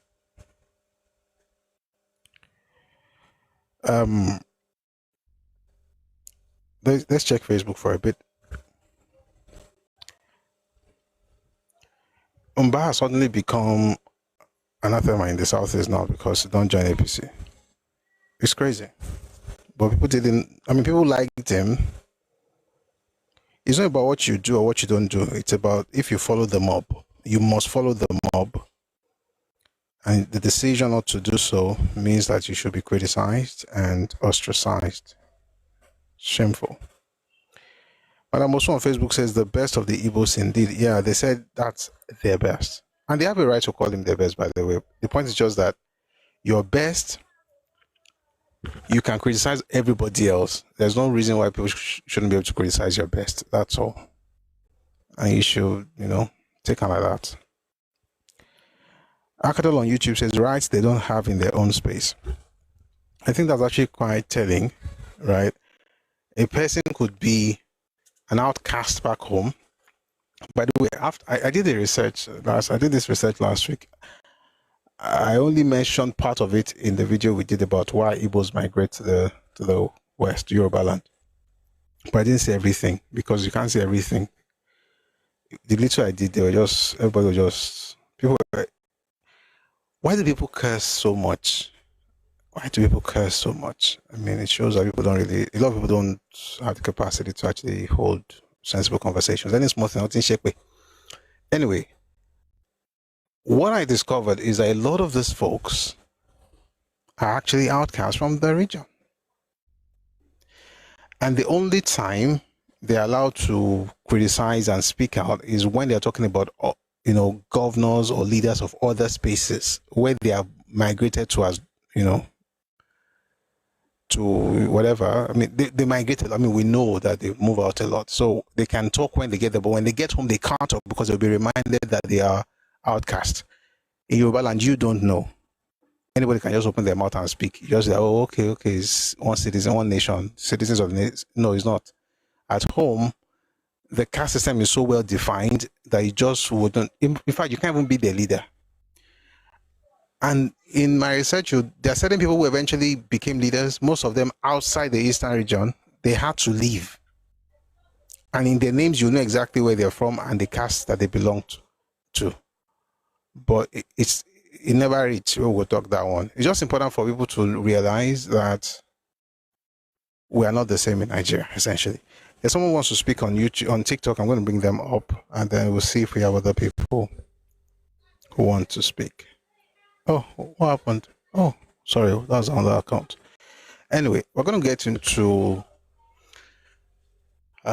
tomorrow. We're going to have a session like teaching, not matters arising, so you can get back to books. That will be on Wednesday. So we have this, by the way, if you're joining us for the first time, we have sessions every day. Today we're just taking it slow and listening to a replay. But tomorrow we're going to have a full session and we'll be reading. Bumblebee says we need to take littering laws seriously in Lagos. Actually, if we have to talk about what we need to do to make things better for ourselves, that thing that we do, why do people throw trash in drainage? I don't know why we do that thing. I don't know what I have an idea, but I don't think it's something that maybe there should be. They say governors, particularly folks, governors in Southwest, they need to start like orientation program to talk about how to properly dispose of, waste. Like there's a once it's raining like this, just have seen all kinds of things. And people can eat, and by the way, all of us that are speaking English, some of us also do it. We also do it. You go somewhere, you eat, you throw the nylon or the wrapper on the floor. And after a while, now say Lagos is dirty. We should do better. If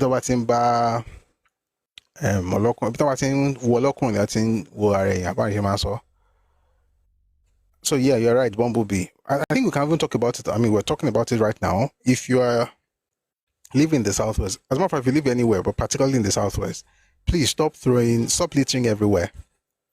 Keep your trash until you get home. You can always dispose, or find a trash can somewhere and put it there. These things that we see on the roads, they are not good. And it's across our space, not good. You see how we just did that? That's how you talk as a sensible human being, not to be throwing tantrums. Hey, we're not the only dirty ones. There are other dirty people. Anyway, but I mean, seriously speaking, it's important that we actually change that, particularly with our kids as well. If you go out with your children or even at home, perhaps you're in the compound and they eat something. It could even be something as simple as bananas. I don't want to throw the peel away. You instruct them. All these little things. You know, we talk about Singapore a lot, you know, and I think maybe we should read from third world to first. There are so many things I want us to read, but we'll see. One of the laws that Singapore actually passed in the early days, I mean, let me just tell you two of them, was one that has to do with spitting in public. The other one had to do with chewing gum. There are serious laws against spitting in public and chewing gum in Singapore.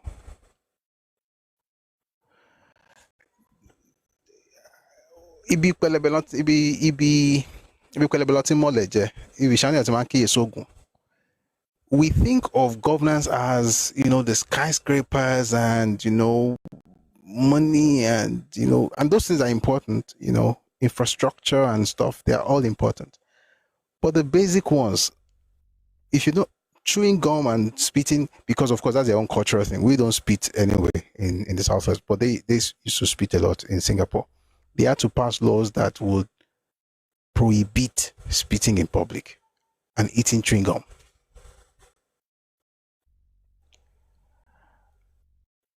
And I believe that if you are able to actually discipline yourselves from doing those things, then it will be easy for you to do things that are a bit, you know, more serious. Jesus said, if you're faithful in little, you are faithful in much.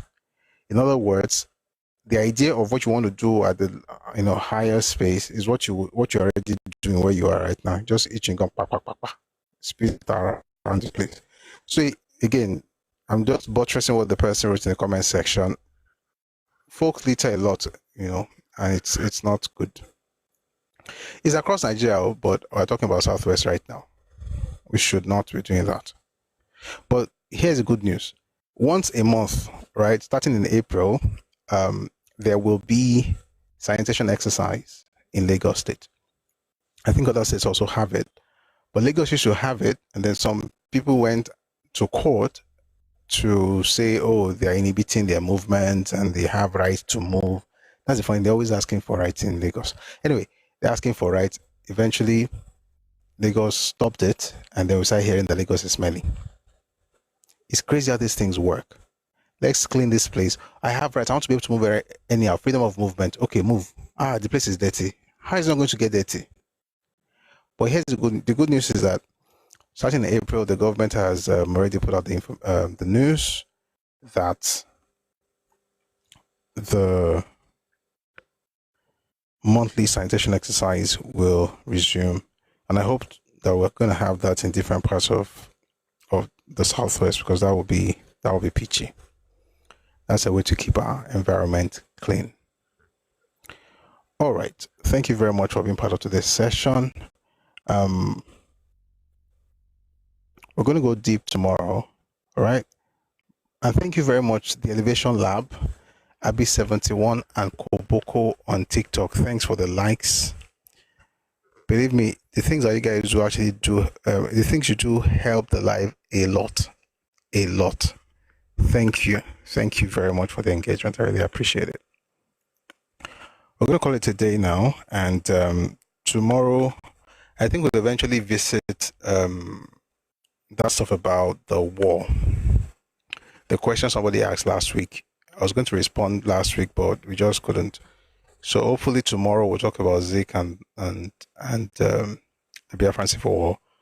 What happened initially? Why did he join them? Why did he leave them? What happened within their camp? And we'll also get into some other things about, the events that led to the Civil War. That will be tomorrow at 4 p.m. Ife time, West African time. Thank you very much for being part of this session. We're going to listen to the anthems now. First will be the Nigerian anthem and then the Yoruba anthem. Quick announcement. Please check out Busuri on Spotify. Right. By tomorrow we're going to have more content there, but there's one right now. Did Awolowo betray the Igbos? It's the first episode on Spotify. Just look for Busui Oris. Kindly follow and listen. We want to make sure that, thank you very much, Mr. Dungus. Thank you, sir. Want to make sure that folks who maybe you're working and you want to listen to the podcast, intentionally we decide that every session we do, we extract some, podcast there. So you have everything on YouTube already, but just in case you're the person who doesn't have the time to sit down and watch every time, you can always listen while you work or do other things. So please check out our Spotify account. It's called Busui Oris, or Busui Oris Speaks. And then you find the first episode. Did Awolowo betray the Igbos? It's a question that I think needs to be answered. And thankfully, the answers have always been around. It's just that for some weird reasons, they've been talked in books. Well, not so weird, to be honest, but they've been talked in books. And also, they've been... What's the word now? They've been pushed to the back seat, right? Based on the fact that what we've had to endure is the barrage of misinformation and propaganda driven by folks who lost the war but thought not to lose the narrative. And it's quite interesting in Nigeria. The winner of the war is usually the one who keeps the narrative alive.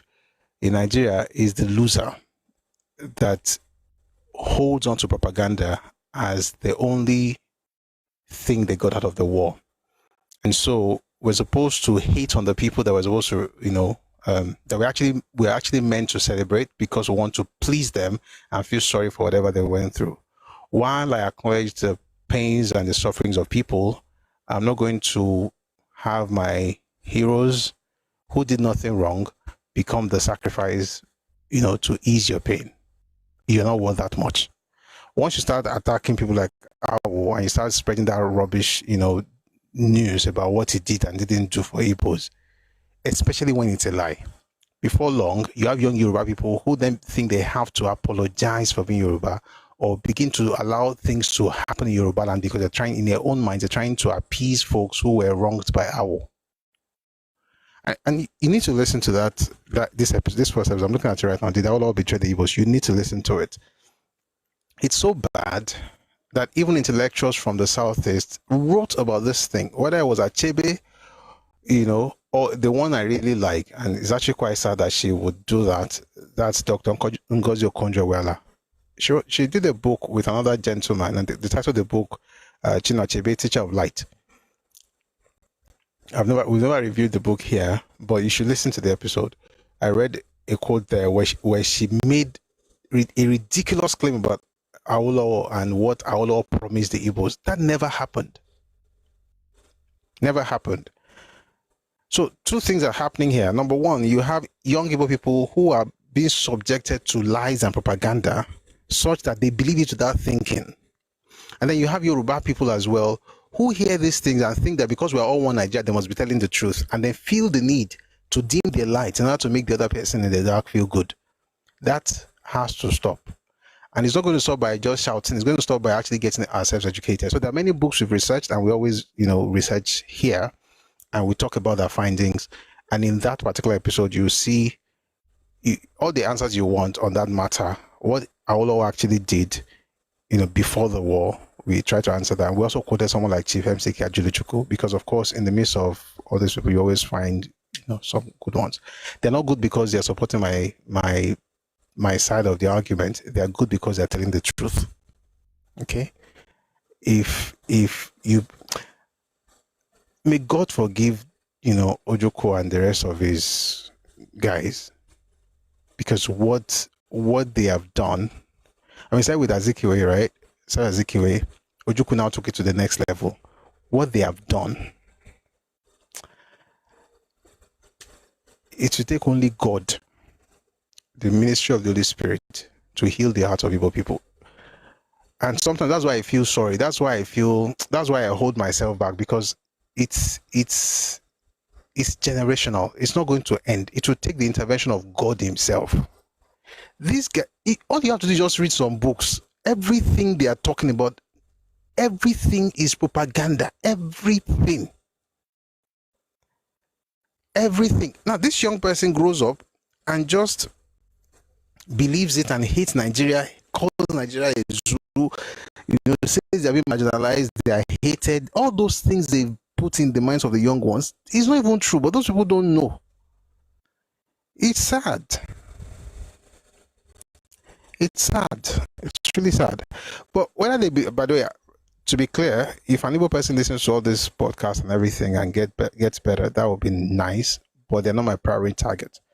My primary target, Yoruba people and Nigerians. So the way it is, Yoruba, other Nigerians, and then Igbos. Because there are some people that no matter what information you share, they still will not change their minds. So there's no need to waste my time. So they are not my primary target. But I need Yoruba people and other Nigerians to actually know what happened. Why? So that you show empathy when empathy needs to be shown, you show compassion when it needs to be shown, but you never allow anybody to weaponize your empathy and use it against you. You've got to know what really happened, all right? And you've got to be firm with the truth. Be compassionate, like I always say. Love people, but don't allow people to gaslight you into irrelevance. May God bless everybody. May God bless Nigeria. May God bless every part of the country. Someone says, let me just read this comment before we go. Olushola on TikTok says, I really enjoyed the backlash Sowore got from folks from the Southeast. The dragging he got from them. Hope a lot of Yorubas would learn from what happened to Sowore. I hope so too. They can easily insult your own, but never, ever, ever say something bad about the person they love, or else, like somebody said earlier, you're going to hell, because somebody's going to hell because they ask questions.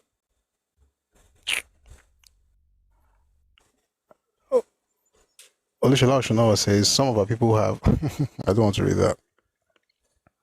I think it's the thing where, so you grew up with people, to be fair, right? I think a lot of Yoruba people they are torn between two options, right?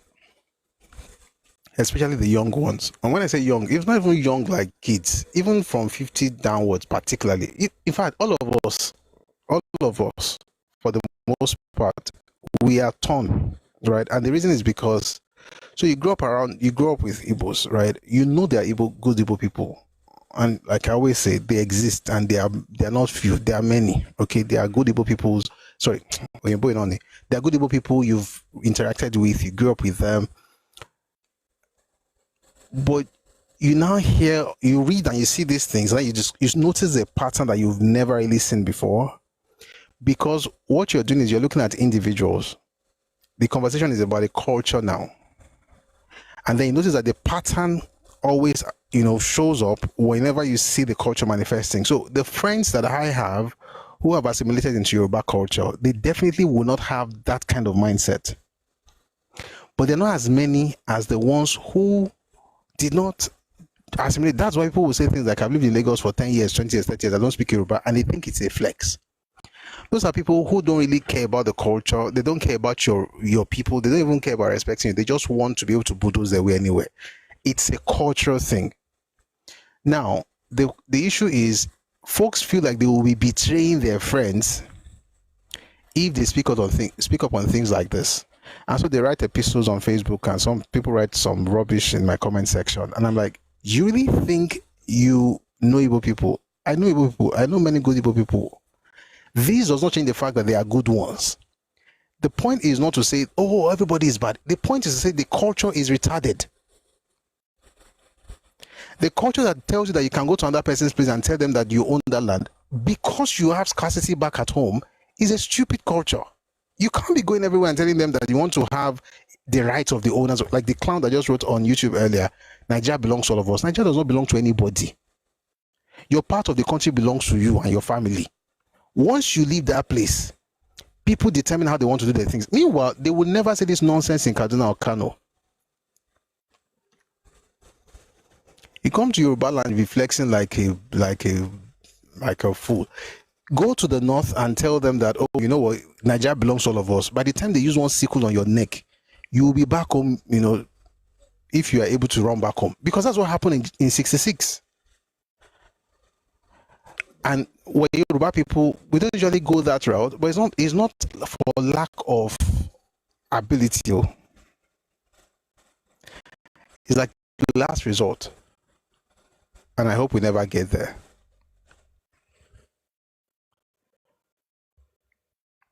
But we are too with them nǹkan tó dẹ̀ wá okay. Ẹni tó mọ̀ tó wá okay yẹn kò túmọ̀ sí wípé nǹkan tó ń pa ẹ́ lára yẹn ò sí ńbẹ̀. I can see as I'm talking right now, I can finish this conversation and pick my phone and call a friend who is Igbo and we'll have conversation. There's no hate anywhere. It's more like the need for respect in my space. And those who can't stay at home, who have to go to other people's spaces in order to survive, should be told how they got here, their place in society, and how they should move around you. Because what you don't know as a Yoruba person is that back at home, they have stratification. And it comes in different ways. There's one of the caste system, then there's the one that's based on the purity of your blood, or the superiority of your tribe, because there are many tribes. That's why you hear things like Anambra Igbo, that the superior one will say, oh, he's Imo. No, he's Ebonyi. They have that thing amongst themselves. There's some places you will not speak if you are coming from a particular part of Igbo land. We don't think like that for ourselves, but here's the point. If you don't know that people are like that, when they get into your space, for the first time in their lives, they're able to actually express themselves. These are people who would not be able to speak back at home. Now they can speak. Everybody has a mic. Everybody has the right to speak. Before you know it, the person is asking for good governance. I'm like, do you even know what good governance look like? It's important for us to check people, not out of hate, but out of love for our own space. Not because you hate the other person, but because you love your own. And if the other, and I've said it several times, it's like having a home where you want to protect your home, and then you have someone like a neighbor in the estate come around. You cannot continually live your life by, pandering to the stranger at the expense of your children and your family. That's not wise. And there's nothing good about it. Everybody should know their place. Once you leave your place, conduct yourself with sense. If you don't, you collect. And collecting comes in different ways. And I hope that doesn't go beyond speaking English, because there's a point that people will get to, the English speakers will just move back. People like us, what can we? All right. Dr. Badru says we also marry them, talking against your wife's people. That's true. I noticed that yesterday. I posted something on Facebook. No, it wasn't. It was about 3-4 days ago. I posted something on Facebook, and a guy came and said, it's this thing where they say, oh, Yoruba people are cowards and stuff. So I wrote something about it, and this Yoruba guy came and said, it doesn't, even if you don't like what they are saying, it doesn't mean we should not, it doesn't disprove, the claim and all. So I said, so when your family is a coward, you got angry and started writing nonsense. And then it turns out he's married to an evil woman. See, you have to be a weak, spineless man to reduce your heritage and ethnicity because of your bed. You have to be spineless. I'm a man. I can't tell you. All this love in Tokyo that we do sometimes is a product of weakness. And I wonder how people will be able to raise the next generation of men. So your wife, you can't talk because people are dumb. Speaking against, your wife knows what the problem is. Ask her, she will tell you. And again, if you're not speaking from a place of hate, if you're not, trying to demean her people, I don't see any reason you should not be able to speak. You're not hating on them, you're not demeaning them, you're just stating how things should be done in your space. I don't see that as a problem, but a lot of people are weak. And we have a lot of weak men. We talked about that cycle last week. Strong men create my cycle, was by one, I think the professor, a psychologist. That's why I can quickly find it for you. Remember? I'll talk about that cycle a lot, but I think that somehow, especially in Yoruba land, we are so a lot of people are complacent, especially once you go to school. It's better with folks who are street smart. But this Oyinbo that we're always speaking, in other words, you're book smart, you can do your work, but understanding how things work is totally different. I found it. Hard times create strong men create good times create weak men, and weak men create hard times. We've had strong men who created the good times, but those strong men were made because of the hard times that they had to go through. I think our generation has to become stronger. The good thing is that you can break that cycle. You don't have to be weak, because let me tell you something, as a man, this is to us men. If you are weak, the consequences of your weakness, you will suffer it, but it's not even so much about you. It's about your children.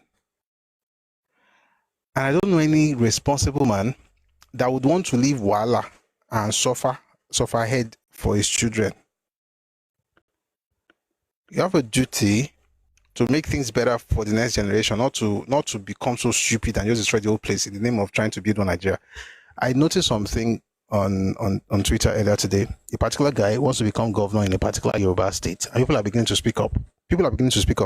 And this is what I was hoping that we're not going to get to this.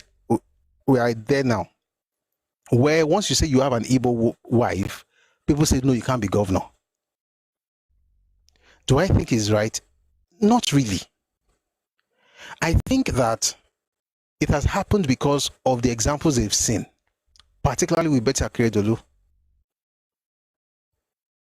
The governor of your state, his wife, her name is Tamino. She's Ijo. You don't hear any wahala. Ajimobi's wife, well, she is even Yoruba.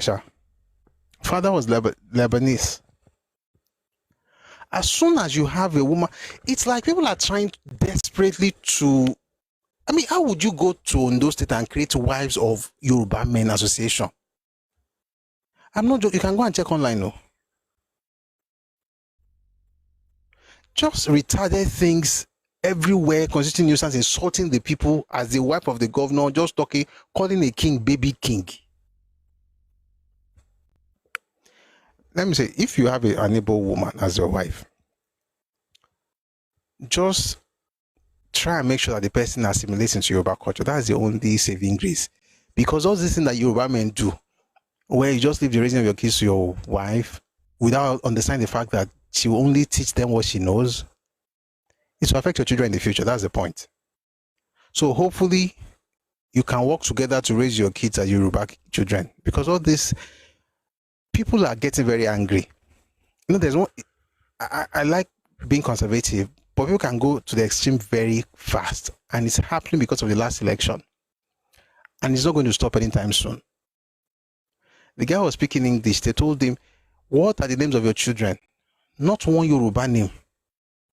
I don't want to mention the governor or the person because I don't want to cast aspersions on anyone. But they were like, "Your wife is Igbo. Your children are named Igbo." Out. Why? Because of the experience. We've had governors' wives who are not Yoruba. But once you are from the southeast, it's like Kongboriwa come for like that. It just is. It's people are tired. Let me just say it that way. And it's not just going to be in politics. It's in different things. So I'll say this: if a Yoruba man, encourage your wife, and it's difficult in some places, and I'll tell you why. Because of their history, they think that assimilating into another person's culture is loss, like they are losing something, even though they are married to that person. No, that's why you see all the children, many children, many young people on social media who bear Yoruba names and insult Yoruba people have Igbo mothers. By the way, I wish this one wasn't true.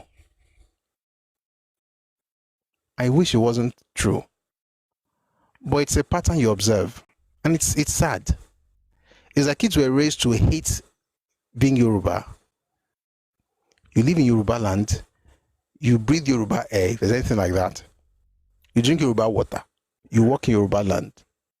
You benefit from being in Yoruba space, but you hate the people that you curse them out. The land will curse you back. But isn't it even worse that you now raise children to hate their father's heritage? If you're a man and you're Yoruba, I mean, you are already married, so I can't say you are married. Please, find a way to introduce your culture to your wife. And even if they don't agree because you can't do anything, at least help your children. Let them be real Yoruba people. Not all these ones that they will tell you that I'm also Yoruba, but things about Yoruba people say I'm also Yoruba, but it's right.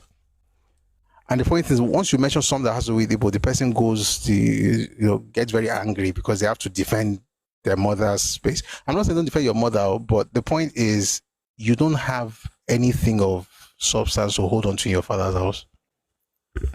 So all these politicians, once people hear Igbo these days, they just get angry because they are tired. You had one president who is Yoruba, and then suddenly all Yoruba people just start insulting them. You are the good Igbo person. You never spoke up. Oh, down lekun, you never told them to stop. Or you, who knows that your father is Igbo, or you are Igbo, you're Yoruba, you married an Igbo person, you never spoke up. When the Yoruba people now get very angry and start responding, you now begin to wax lyrical and tell them that they're Omoluabi. We have to understand what Omoluabi means. Omoluabi does not mean docility. As a Yoruba person can slap your face and it will still remain Omoluabi. The Yoruba that went to fight in 1840 and conquered Fulani, they were Omoluabi. Fighting people to defend your space does not remove your Omoluabi status. Omoluabi is not docility. There are different things that come into play when you say someone is Omoluabi. It's not just Irele, Iwa Irele. It's also Igboya. It's also Akinkanju. There's Ibowofuni, like when you are respecting people, there's being gentle, there's being respectful and things like that. Of course, that's Omoluabi. But being bold, being courageous, that's also Omoluabi. And sometimes being courageous might require that you push some people out of your space. You still be Omoluabi. So when people write this nonsense, especially on some clownish Yoruba people say, oh, but you're an Omoluabi. I'm like, what do you think Omoluabi means? That you open your house and just allow people to say all kinds of things about your father and you can't respond? People will lie on Awolowo, but you can't speak. Because if you speak, I will not want Nigeria. No, the person who is speaking is lying, no. But we have to believe because that's what his father told him. The father was lying too. And in some instances, the father was telling him what Radio Biafra told his father, but we are supposed to believe because we are one Nigeria. If you're Yoruba man, this is for you. Please be strong. May God give you wisdom, but don't start wala for your children. Be strong. Sheyi Law married an Igbo woman. Maybe it's a good example for you. Sheyi Law married an Igbo woman. I think they are pretty good. I mean, I don't know what's happening in their home, but I want to believe from what he says and what he shares that they're good. It's not hate for, I mean, you know what's so bad that Igbo people told him that his wife was also, and that his children mean nothing in their homeland. Sha, let's raise our children right. Let them have proper self-esteem. All this, I'm better than you. Have you achieved what I'm doing? And they've done it even today on YouTube. People that talk like that are inferior. They are slaves. It's a slave mentality. Don't raise your children like that. There's nothing like a true Nigerian marriage. There's no Nigerian culture. And by the way, there's nothing wrong, and I should say this, there's nothing wrong in having the best of both worlds. If for instance, you're Yoruba and your wife is Hausa, for instance, and you borrow something from Hausa, your child, there's nothing, it's supposed to be best of both worlds. But what you discovered is that a lot of people just look at it like, that Yoruba thing, no, we don't want it. You're going to demean it. You're going to put it down and, say they are bad because the person knows that you can't have best of both worlds. Once you have Yoruba, there's nothing else to contribute from where they come from. And it's a shame. Children should not have to choose. They shouldn't have to choose. It should be a blessing. But if you are from an inferior culture, you will think it's a curse. And so you want to protect it to the point where you demonize the one that is so-called superior to you. And it's a shame because these kids are very, very confused. I've seen a lot of them. They're like husks. They're empty shells. Nothing is inside. They have no identity. They are confused.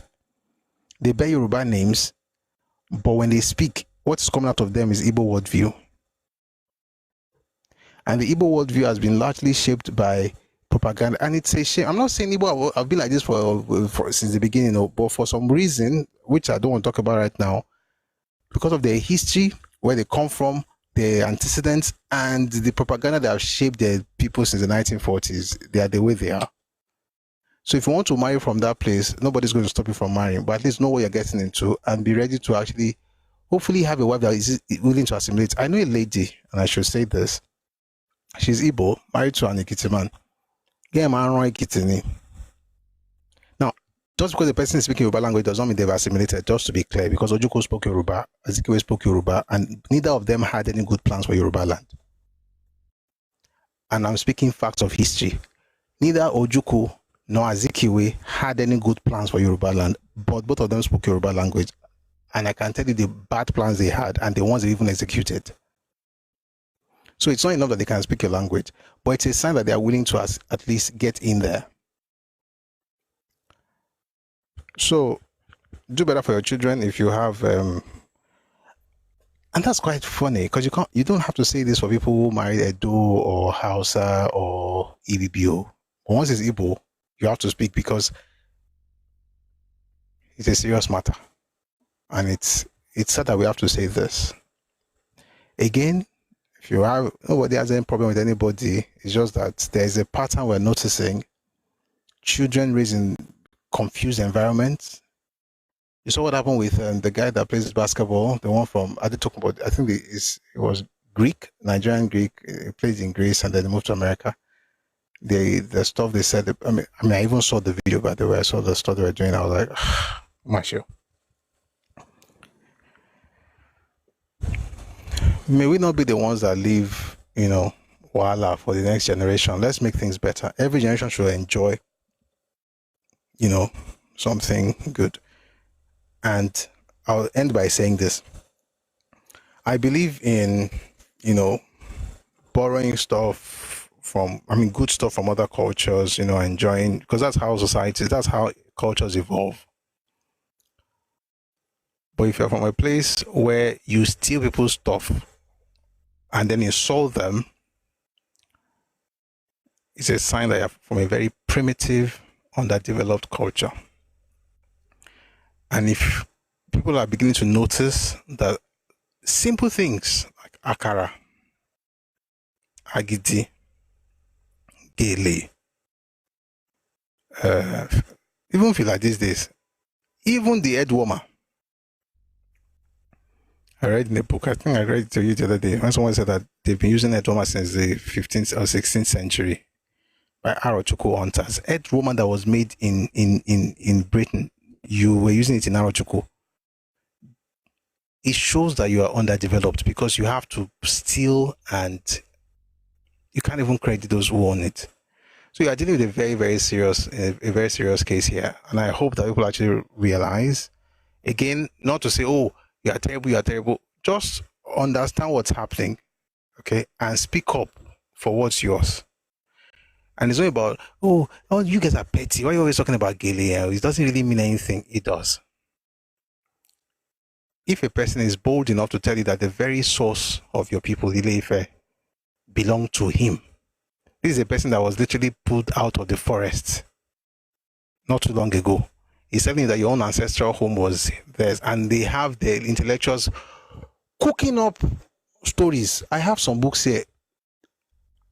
I just had to drop some of those books because Koloriko Nidi, Rada. Just so you have a point, they're trying to prove that point and now making up stories to get there. If a person can do that, and when they mention Gilead, I will tell them no. That's why a lot of people came for me on Twitter a while back when someone said they're doing what was this thing, animation of Ogun and Shango, and the person is Igbo, and I said it's unacceptable. I'm an artist. I believe it should be easy to just do what you want to do, artistic license and all of that, but not from the Southeast. Why? Because we've seen what happens. Before you know it now, Ogun's father is actually from Anambra, and Shango was actually created in Onitsha. These are the things that we've noticed. And it should not be like that. I should be able to tell Hausa story or tell Fulani story and be true to their own history and their culture. Not to take from them, make money off of it, and then rubbish their culture later. Which is the pattern we've seen. There's one that went to do Gili and did stuff and sold it. Everything is about money. You wear clothes that belong to other people, they can't speak. All these tiny things tell a story, and that story essentially should make us all speak up for what's ours. Love everybody. Everybody is good people, great nation, but protect what's yours without apology. Thank you very much for listening to today's. We're done a while back, and then we went into this. Akadol says, okay, Niera says, it is only people who have money that are allowed to speak back home. Yes, because money somehow cleans your blood. So all that thing about caste system goes to the back burner once you have some money. It's interesting. Akadol says, unequal yoke is not just a spiritual concept, it is also a cultural concept, if not much more. Amos 3:3. Yes, Amos 3:3. Can two work together except they agree? The truth is, these things in 2026 you shouldn't even be discussed. Have you noticed that the people that are angry, and a lot of people are angry on social media, have you noticed that the people that are angry, the Yoruba people who are speaking against intermarriage, although I'm always saying they shouldn't, I don't believe in all that thing about mixed blood, and that's not because I have anything mixed. My parents are both Yoruba. My children have Yoruba parents, so it's not like we have any mixed anything. But I just think it's a bit demeaning, and it also reduces it can affect people's, self-esteem when you say, oh, you are mixed blood, you're Yoruba. But to be honest, right, when they say that, they're talking about one ethnicity in the whole country. They're not talking about the fact that Sheyi Makinde, for instance, his mother is Edo. Her maiden name was Omorege. They don't mind that. They don't mind that his wife is Rivers. Rivers by Elsa, she's a job. They don't mind that. A lot of cultures have mixed. They don't mind that there are many. It's just one particular ethnicity that they're talking about. And I would advise that Yoruba men do better. If you have to marry, just watch, and may God lead you, and hopefully you also get more intentional. We don't want to raise confused children. It's the world is. May God bless all of us. Thanks for listening to my TED Talk. All right, we're going to listen to the anthems now, and then we'll be on our way. We'll be here again tomorrow at 4 p.m. We want to do like a proper session on the Civil War. and we'll be looking at things from Azikwe's perspectives. So Azikwe's perspective, and there's so many books we're going to be reading. We're going to have a great time tomorrow, I promise. And that'll be the first day of April, right? Yeah, tomorrow is the first day of April 2026. End of first quarter today. You know, I pray that next quarter will be better for you and yours. And please, you may want to check your diary and all those things you said, New Year resolution. April starts tomorrow. Next quarter starts tomorrow.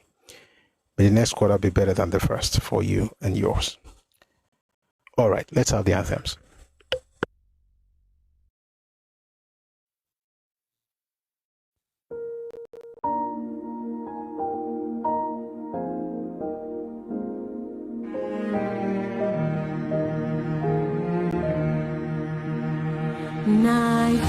Nigeria, we hail thee, our own dear native land.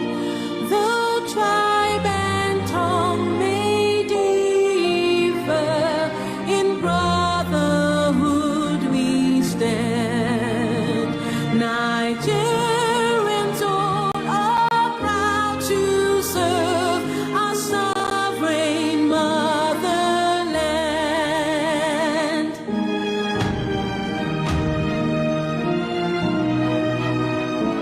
Our flag shall be our symbol that truth and justice reign.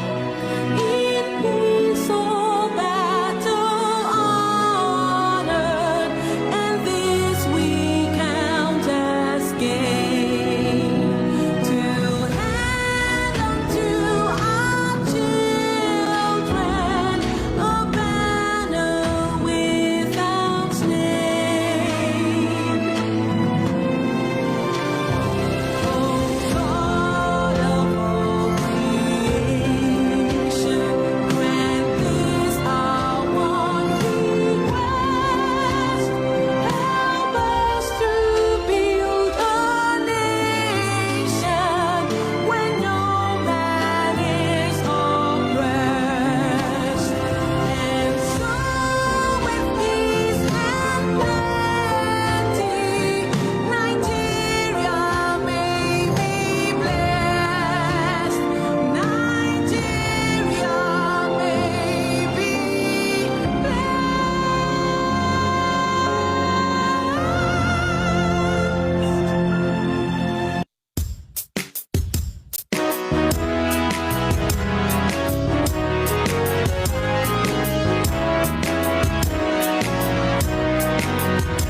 Iṣẹ́ wa fúnlẹ̀ wá, fún ilẹ̀-ìbí wa, wáyé rí. Ìgbàgbọ́ wa ni pé bá ti bẹ̀rù làbọ̀ bọ́. Ká ṣiṣẹ́, ká ṣiṣẹ́, ká ṣiṣẹ́, ká jọlá. Ìṣọ̀kan àtòmìnira ni ẹ jẹ́ ká máa lépa. Tẹ̀síwájú fọ̀pọ̀ ire àtòhun tó dára. Ọmọ ògbàdìde bọ́ sípò ẹ̀tọ́ rẹ̀. Ìwọ ni ìmọ́lẹ̀ ògo adúláwọ̀. Àwa ni ìmọ́lẹ̀ ògo adúláwọ̀, ìmọ́lẹ̀ wọ̀ ní wọ́kùn lágbára Ọlọ́run. Ilẹ̀ Yorùbá ò ní bàjẹ́, Nàìjíríà náà ò ní bàjẹ́ lágbára Ọlọ́run. May God bless you. May God bless your home, regardless of the ethnicity of your spouse. And may God bless your children. And may He give every one of us the wisdom required to raise great children and to have great homes. And just to be clear, if what I said made you feel somehow, just understand that it's not personal and it's not to say something is wrong with your family or anything. It's just to say that you have more work to do now. I mean, see, marriage is a lot of work, right? Now, marrying somebody that has a different understanding of things is also a lot of work. So But the real stuff that we're concerned about in today's conversation is the children. Hard times create strong men create good times create weak men create hard times. We don't want to have that cycle continue in Yoruba land. So please, let's make things better for the next generation. Let's be intentional about our culture and raising our kids the Yoruba way. And if your spouse is not Yoruba, let the children have best of both worlds, not to have their mothers, whatever, at the expense of Yoruba culture, and then they come around and say, I'm a Yoruba, but there's nothing fashionable about that. That's absolute nonsense. So hopefully we stem the tide. Thanks very much for being part of today's session. I'll see you tomorrow at 4 p.m. Ife time, West African time. Have a lovely, lovely evening, and God bless you. I'll see you tomorrow. Eshe Odaro.